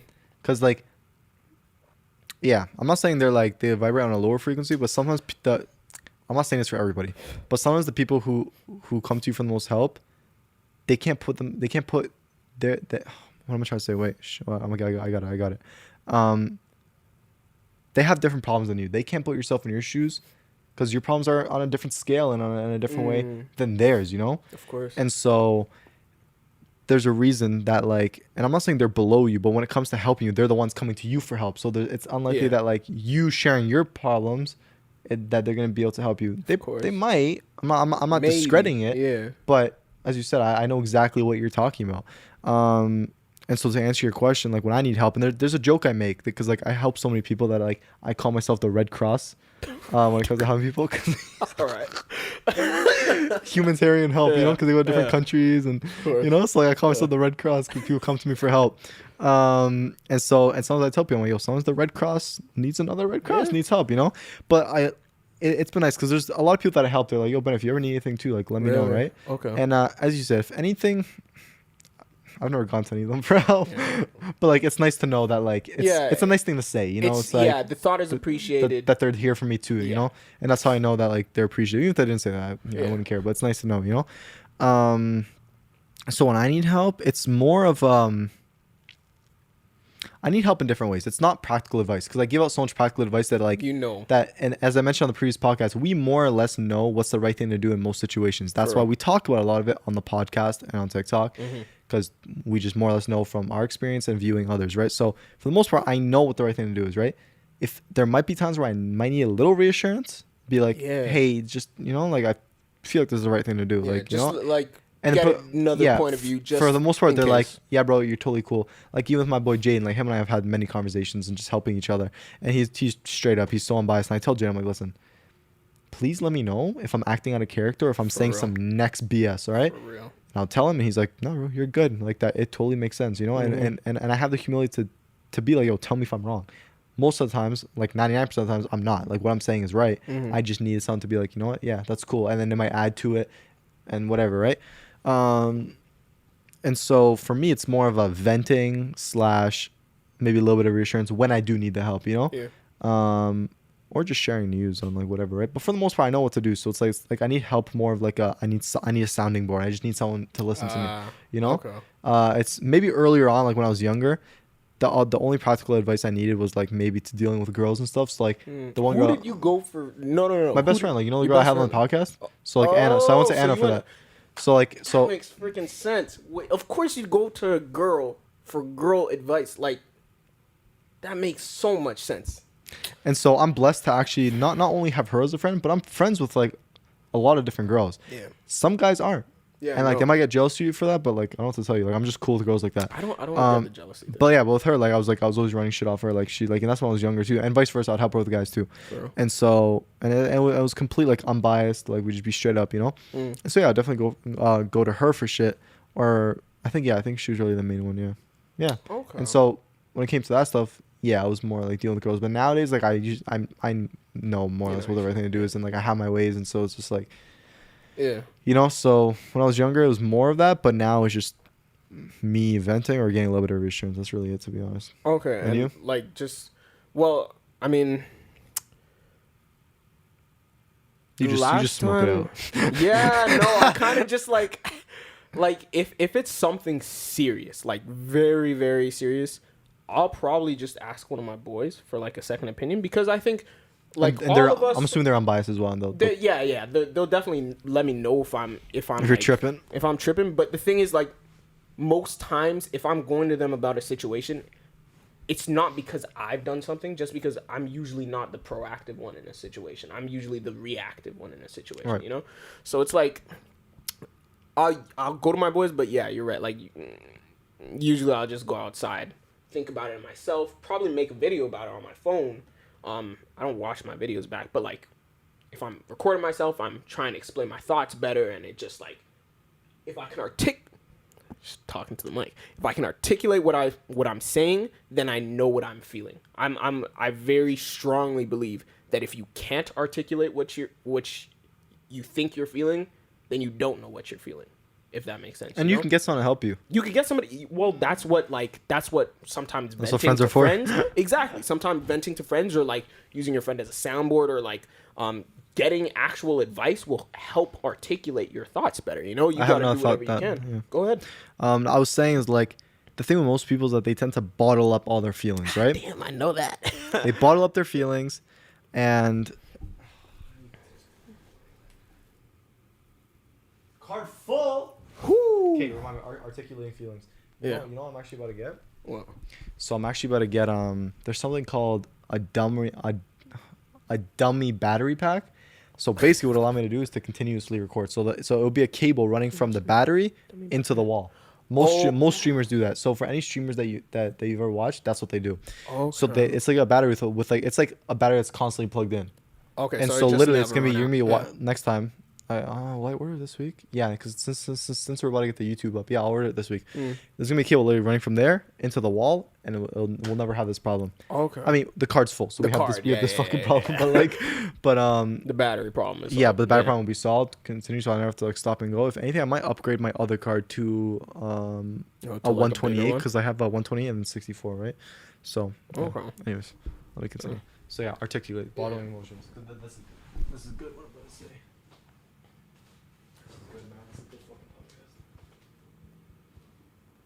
What are you looking at? Time. Why are you staring at it? Oh no, because I was just waiting for like the next minute to come. All right, there we go. Why you're staring at? Yeah, no, I was just like, okay, is it gonna finally get to like 2:26? I was trying to figure out what you were doing. I was just like, like maybe like you thought it wasn't recording. Like that's what I was trying to figure out. Would have been a problem, damn.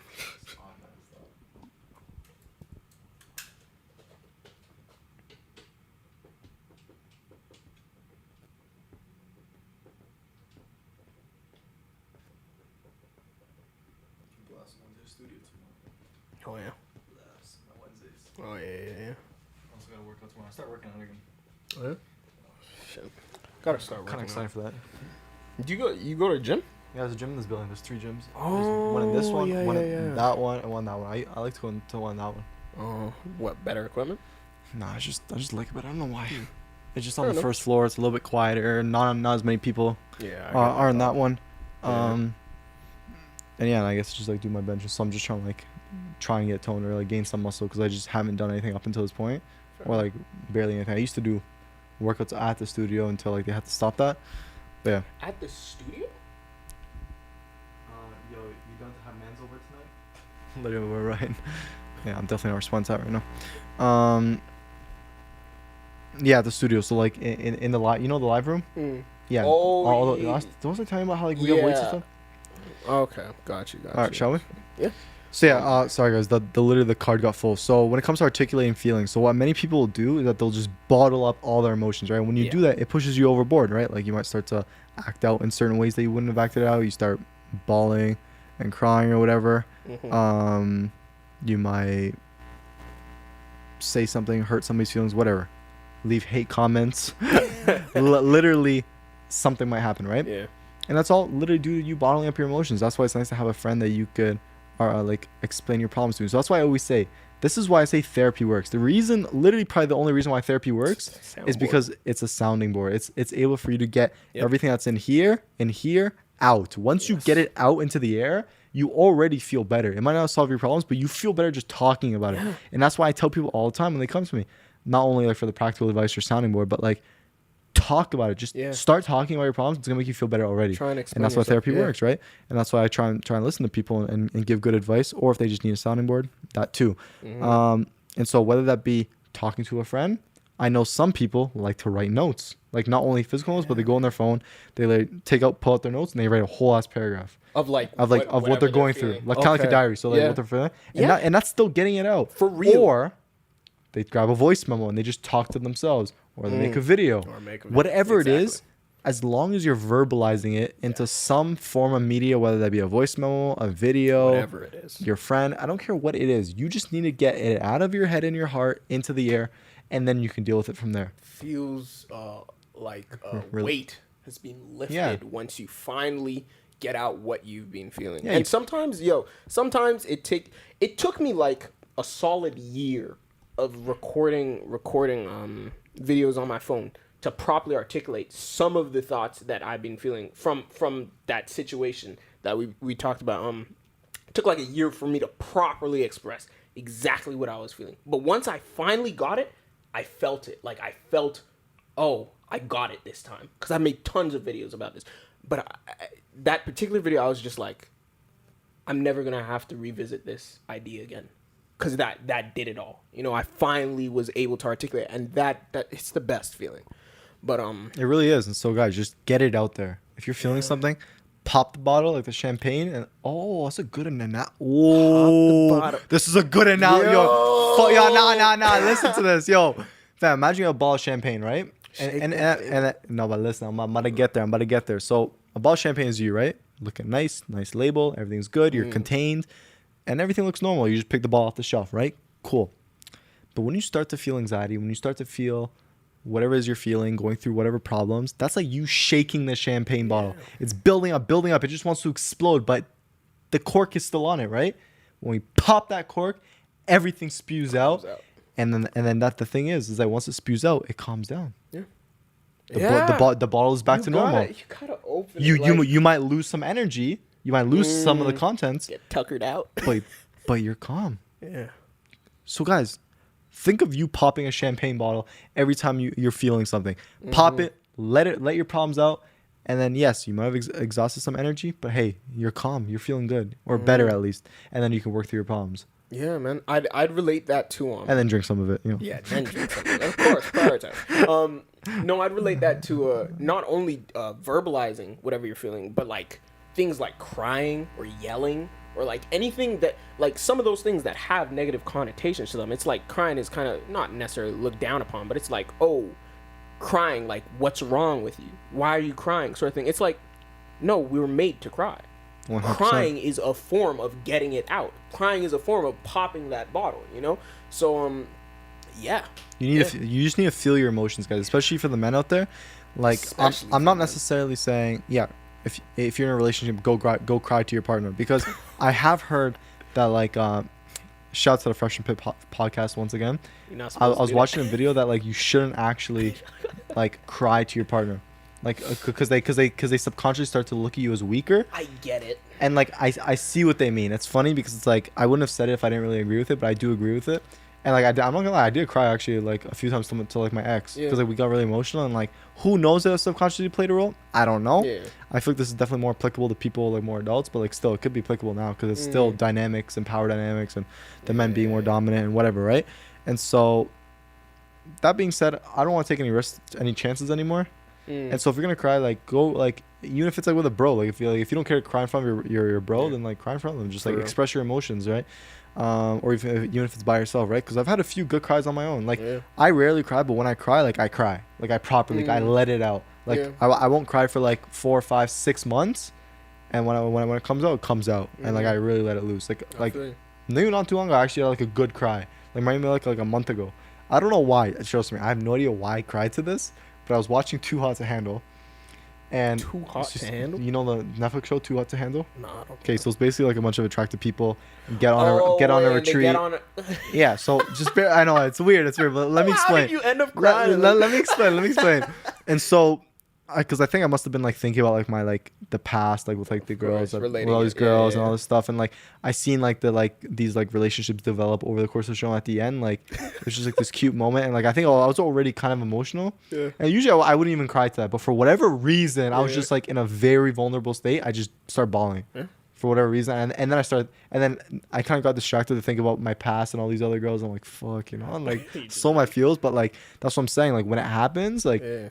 I properly cry and then I'm over it in like 10 minutes and I'm good. Real. But it really happens. But like when you do, it feels so good. Like have you had like a good cry like at all? Like the last time I cried was on the phone with my friend, and that was the first time I cried in years. Guy, one of my boys. Love that. So it was on the phone after that whole situation, and it was like trying to talk things out. And I remember saying like, you know what? Like we're still cool and everything.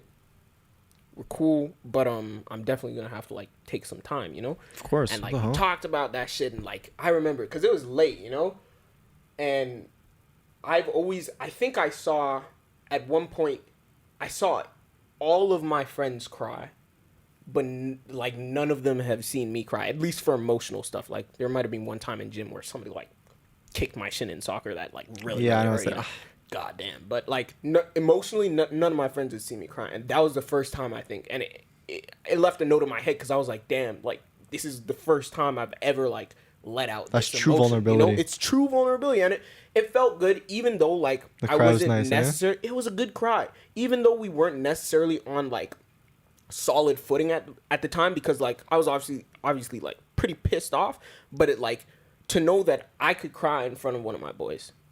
No judgment, no none. It's like that's a whole nother level right there. I'm telling you, man. Level, you know? Guys, I'm telling you, like I know like there's like a stigma around like men like being vulnerable, but guys, be vulnerable. Obviously, you don't necessarily have to like cry in front of like your partner, but like cry in front of like someone you really trust and care about, like one of your brothers, you know. Mm-hmm. And or if it's just on your own, because I'm telling you guys, you'll feel so good. It feels so good. Oh my! Every time I've ever like properly cried, oh, it feels so nice. And so feel your emotions, you know, especially when it comes to crying, you know. I agree. So guys, please. Do your thing, you know what I'm saying? I was also gonna ask, completely unrelated for yeah. Well, what was the original question? I totally forgot what the original question was now. My God, why do we do? Oh my God, we do. I didn't even. I don't even care. Go on, just go on. So I know that we're both pretty confident dudes, and it's it was advice. Who do you get advice from? Oh, remember? Yeah. Yeah. So we started there. I don't know if we branched out. Anyway, just go on with what you're gonna say. Both confident. But how do you deal with? Everybody has doubts. How do you deal with doubts that form in your head? And if you don't mind explaining, what are some of those doubts that you have? This is a really good question because all of us definitely do go through doubts. I mean, you can definitely be confident on a regular, but there will be doubts, right? And so one of the doubts that I'm thinking of right off the bat is my future in my career. It happens to me like I wouldn't say once a day, but it happens to me on a weekly basis easily. There's so many. How do you deal with it? So like let me go through what the doubts are, and then I'm gonna try and like explain how I deal with it. So especially when it comes to my career, because this is what I'm thinking, guys. I'm not a big school person. I didn't take the route of going to take a 4-year degree, getting a stable job, all this shit, because I don't want to. I want to build my businesses and the things that I love doing. So that's for one. So I'm thinking, I have no other choice other than to make music and content work unless something else comes in the way. But those are like the two avenues plus videography, whatever, right? I literally do not know what I would do if I do not have these things. And so it scares me because I more or less don't have anything behind me. Even when I finish this 2-year program, this diploma is just for the sake of having a diploma, like for some safety net. And so it scares me to think that like I'm like, bro, I have to make this shit work, or else like I won't be able to make a living, I won't be able to invest, I won't be able to do anything. So then it's a kind of an extra motivator to keep me going and putting out content, keep making music, keep networking. You have to make it. Because I have to. Like I literally don't know what the other option is. Like I'm like, it scares me. Like even just thinking about it right now, it scares me to know that like I do not know what the alternative is, and I don't know what the other options are, because to me there is none. And these are the two things I love doing, that I need to go full force. And so then the other doubts come in of like, if I'm gonna make it. Like if and this will tie into a question that Bella asked about making it, but freaking it's like I'm doing this stuff, but it's like I have doubts. I'm like, bro, like I know I'm putting in all this work, but like it kind of scares me because then I see my lives and my followers slowing down. I see like, like I don't know. There's just a part of me that's like, bro, like, will it happen? Will we be able to monetize this and keep doing it? And like, and how I overcome that is just thinking back to the fact of like, because I listen to a lot of Gary Vee, and like he's definitely pushed me in the sense of like, bro, like you can literally make anything work as long as you put in the time and effort, because you've seen it happen. I think back to all the other examples of people who've done it, and I'm like, bro, if these people can do it, you can do it too. Nothing separating. And then I think about, okay, cool. You don't have to do it at such a big level, big scale. And I know we spoke about this before. You don't have to. I don't have to make this podcast and to become as big as Fresh and Fit. They're huge. Like they're blowing up. And I have to break it down small. I'm like, bro, you can make $80,000 a year doing content. That's completely fine, man. And you can kind of work from there and get your investments and make your money even more. You don't have to be making hundreds of thousands right away. And so I think, well, okay, what's a realistic in the next few years that I can get to, and what do I have to do to get there? And it's just a matter of putting in all the hard work, keep putting out content, keep finding new ways to like monetize, and then for my music, keep getting new clients, and eventually like keep doing my thing, keep perfecting my craft.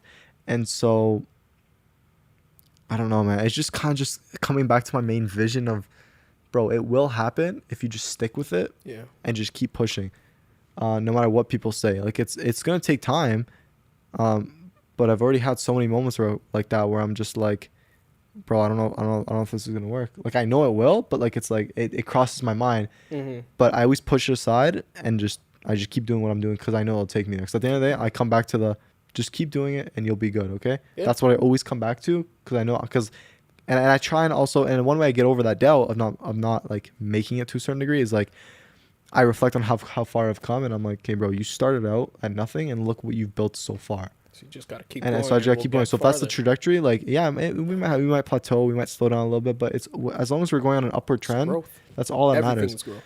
Exactly. And so that's probably the main doubt. It's literally my career and financial status. Okay. I really have no doubts when it comes to finding a partner, because like I know me, girls are gonna come to me. And I don't mean to say it like, oh, I'm like a player. Like girls are gonna come to me, but no, I feel the same way. But girls will come into my life whether through TikTok, and I always make the joke like, oh, the next girlfriend I find is gonna be through TikTok, because of like, because 75% of my audience is like females, and like and like all the jokes that we make. And so I have no concern about that, because I'm very independent in the sense of like I really don't need a girlfriend. Like it's like I got you. I really don't. Like, it'd be nice to, and like cool, yay, experience more, whatever.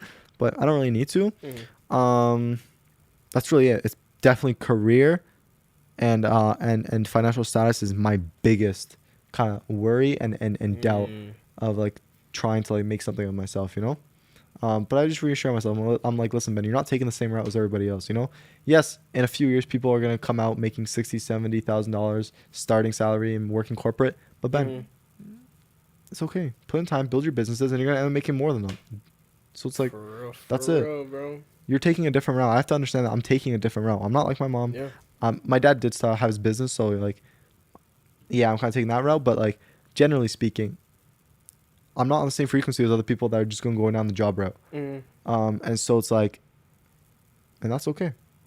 That's okay. Fine. You have to live with the risks of taking that. Of course, any business is a risk. For real. But I'm willing to do this because if I put in the work, you're gonna get there. And I do put in the work, I'm gonna get there, and it's gonna pay off immensely. Yeah. Immensely. And because another thing that scares me is, and I thought about this at work the other day. When I was at work the other day yesterday morning, I was at work. I was looking around at all the people that are in their 40s and 50s, and I'm like, I can't do this. How? Yeah, I can't do this. And you do this on a daily, and you do this on a daily basis, and this is your job. This is what you do for a living.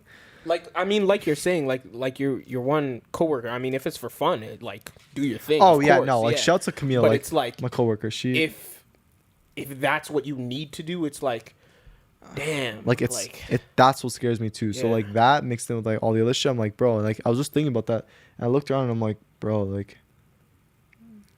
you don't want to end up like this, and it's scary. It's so scary. So that's literally the biggest kind of doubts / like things that scare me when it comes to like the next like 5 to 10 years, you know. Yeah, man. But I just know if you put in the work and you're patient, things will happen. Okay. Yeah. And I have the support around me, and hopefully I can build a good team of people and just continue, you know. And so yeah, man, it just takes time.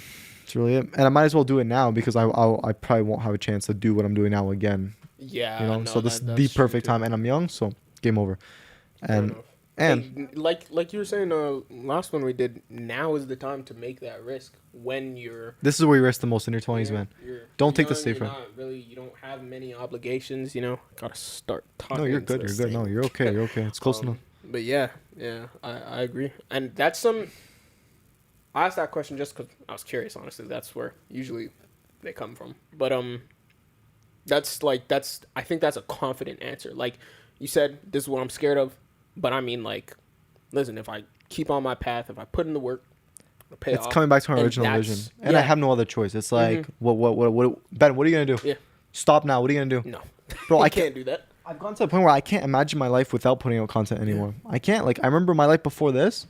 Bro, like, I was not doing shit all day. What was I doing before? I literally wasn't doing anything. I'm like, at least this I'm being productive. I'm working towards something I love, and I'm making something of myself. Yeah, I get you. I'm just career oriented now, you know. So it's like fuck.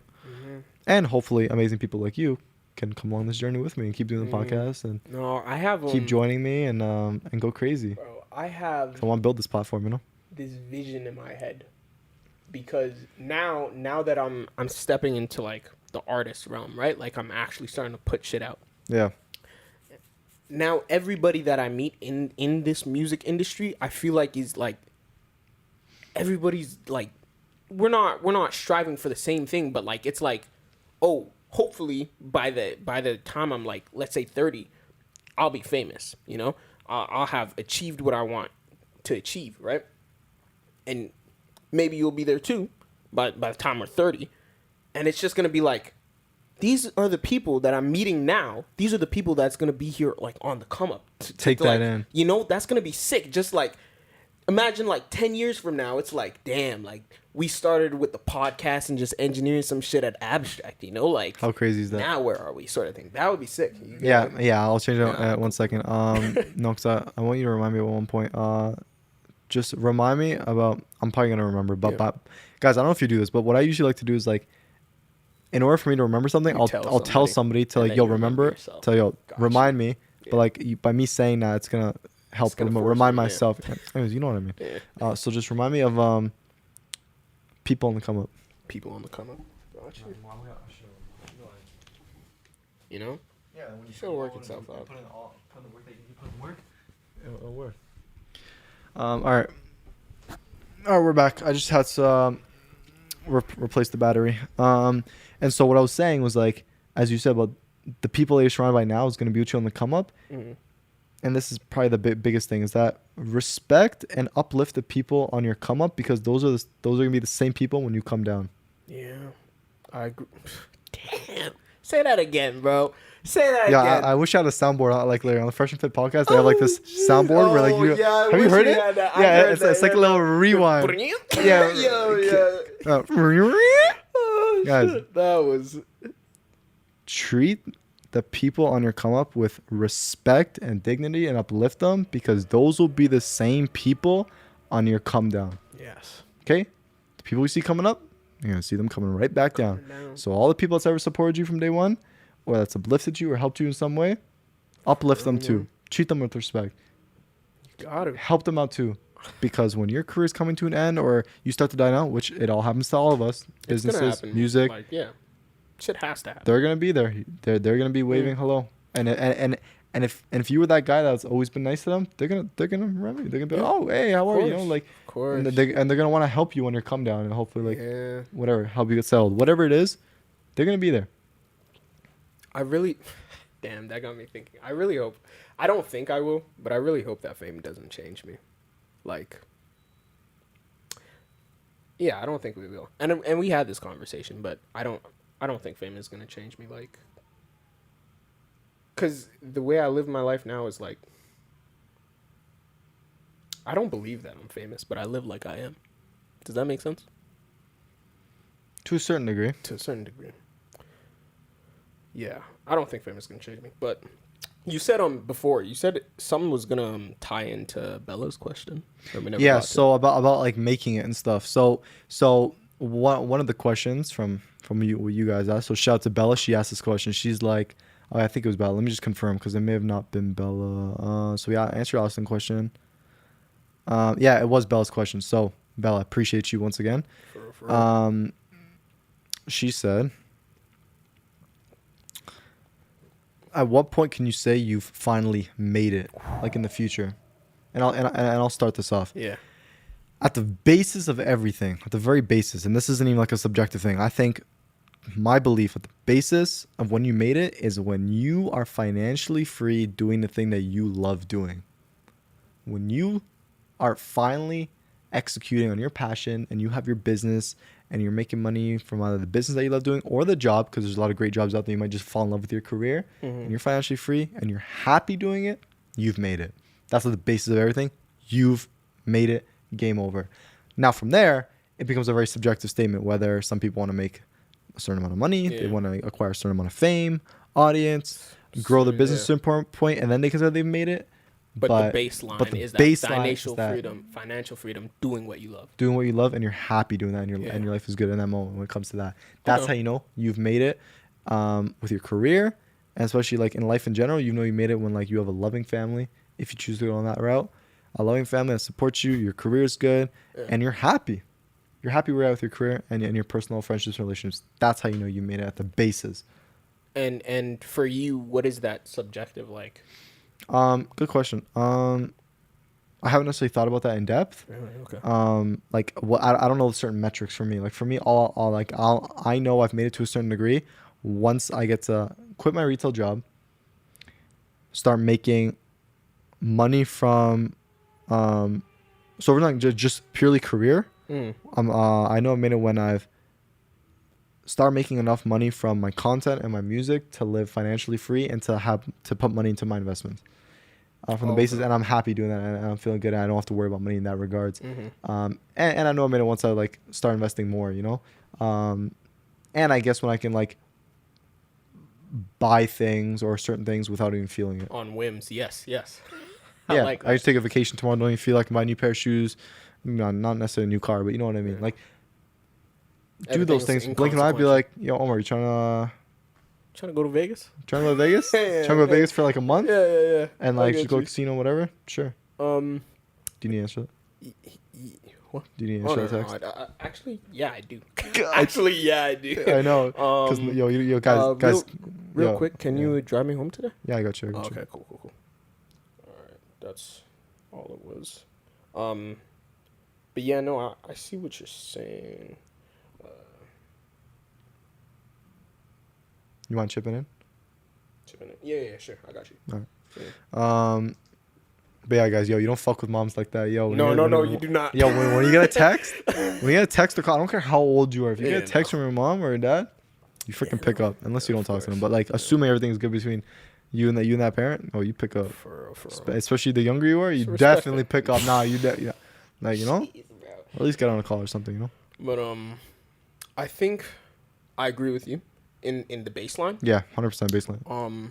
My subjective thing, I have a very specific subjective thing. Let's hear. I'd love to hear it. I want to make a documentary. That's so sick. Of myself. Can I be a part of that? Oh, you will be. Jeez, I mean, look at this. We're already here. No, you take it. We're living the documentary right now. No, bro. I haven't told anybody this. This is the first time I'm saying it. Yo, some of the videos. No. I'm making it a meta thing. Like I talk about my documentary so much in my normal life that when the documentary actually comes out, it's gonna be. Listen, in the James Brown, he had his like movie made. It was actually Chadwick Boseman played him, but there was a James Brown documentary video, and in the movie, they decided to take this approach where James Brown would actually be meta, break the fourth wall, and talk to the audience. And that was really cool to me because it was like, oh, that guy's sick. But he didn't do that in real life. But because I talk about, and I mean I talk about it with like anybody I'm actually close with. Yeah. I make references to it when I'm recording on my phone and stuff like that. I make references to it in my songs. Do you actually? Yeah, man. Stop. What was the Bro, line? this is about to be the most meta documentary ever because I actually live my life in this way. So that, once I make my documentary, once that happens, once I'm famous, like, well, if I'm making the documentary, I will be famous. If I'm making the documentary, I'll have enough money to produce the documentary, you know? So that all comes under... Encompasses, like, that's my you goal. making it. Once I do that, like, I had... One time I was on my walk, right? I was on a walk late at night. You know how I do. I was walking along the park. I was smoking. I looked into the distance and I was like, yeah, like, once this documentary happens... Like it's gonna be of your entire life, right? It feels like that's what I was made for, bro. Like, I love it, man. I love it. I need that to happen. I love this vision already because having that vision and just seeing a clear vision will set you straight. It's kind of stuff I have my content. So I was like explain to you about like having the setup and everything. And like, bro, I love it. So it'd just be of your entire life. Yeah. Like at least it needs to be at least 3 hours, bro. At least 3 hours. I don't care. Nah, longer than 2 hours because most just 2 hours. Nah, you need to be like 3 hours minimum. Gotta have everything. Like it's gonna have. It has to be your name. Jeez, Omar Gaskin. Yo, let me go see Omar Gaskin. Let me go see a documentary. Yeah, man, it's gonna be sick, and all the important people in my life, they're gonna be there, and it's just gonna be so sick to like watch it. Cause imagine this when we're 30, like we get a bunch of people who helped us, like. Midas is gonna be there because we making music together, you know. So it's gonna be sick. Like, we're gonna watch. Because we're gonna reference early childhood. You're like in the early 20s. That's what we were doing. Fire, bro. Like that's my actual dream. Oh my like, god, so sick. So people would ask me like, oh, like what do you want to do, or like what's your dream? And to boil it down, I say, well, I want to be famous. Like that's what I want. That's what I looked back and reflected on my life of how I acted as a child and like how the things that I did and why I did them. And this might just be like me thinking this because like I've never consulted like a therapist about this stuff. But like the conclusion I came to was like I've always wanted to be famous. Like I used to when I was a kid and I was like really into soccer. What I envisioned myself doing was like playing on Barcelona, first of all.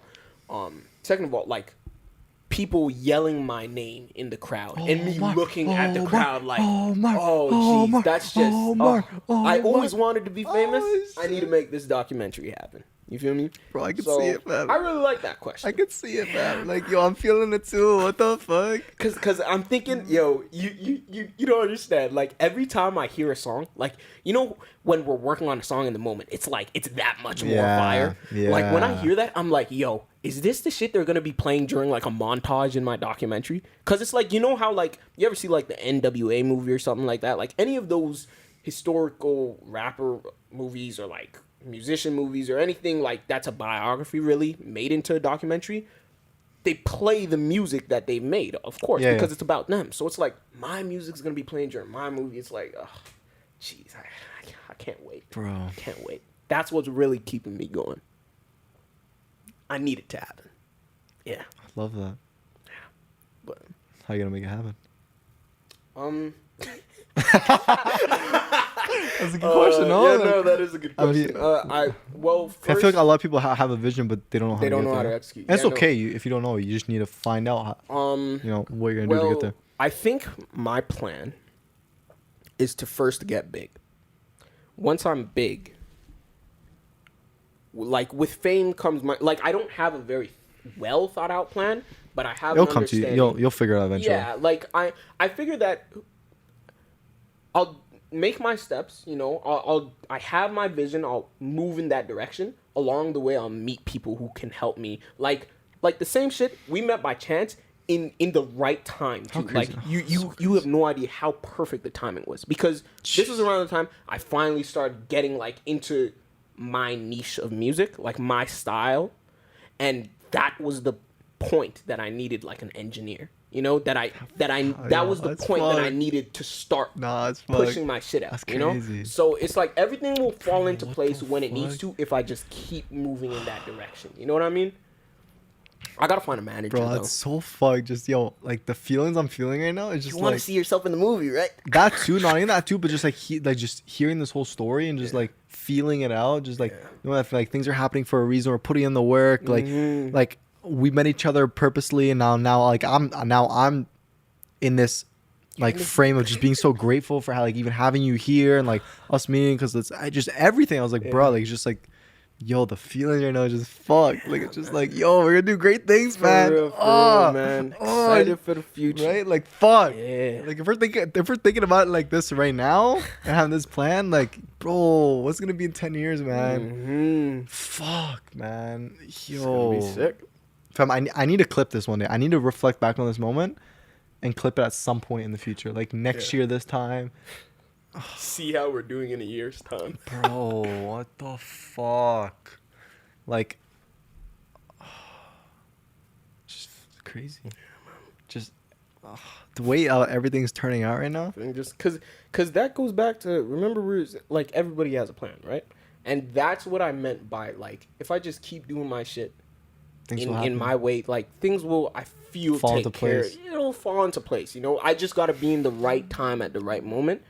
And that comes by working with your craft and doing the necessary steps to, like, get it out there, you know? I'm not too into marketing, so, like, I'm gonna have to eventually. I'll help you with that. Really? Well, yeah. Well, I'm already doing it. I guess, yeah. This is literally, this is all marketing. You're right. It's a form of marketing. Yeah, you're right.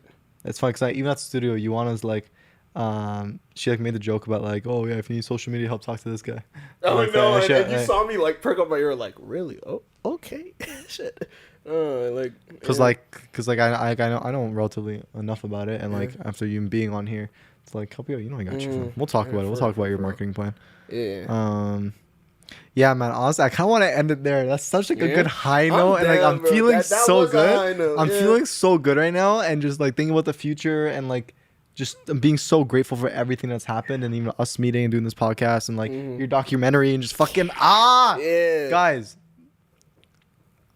I don't even know what the takeaway from this conversation was. Guys, have a vision, believe in your vision, and just be excited to fucking experience the future and wanting to work towards something. And if you can have amazing people come along this journey and do it with somebody and just build your team or whatever, yo, game over. Because it's not only enough to do it by yourself, but if you can bring people on the journey, bro, it's that much better. It's that much better. Have your homies, have people that are willing to help you out, like Omar with my podcast, or like us working on music together. Like find your group of people, find your person, and just run with it, fam. Honestly, that I'm not gonna say anymore because I need to end it there because that was a fucking banger of an ending, and like, yo, I just can't right now. Like these feelings I'm feeling. I'm high on like energy right now. It's not even funny because it's just like, do you know what I mean? Like, you know the energy I'm feeling right now. Like, it's just, fam, we're vibrating on the same frequency right now. It's not even funny.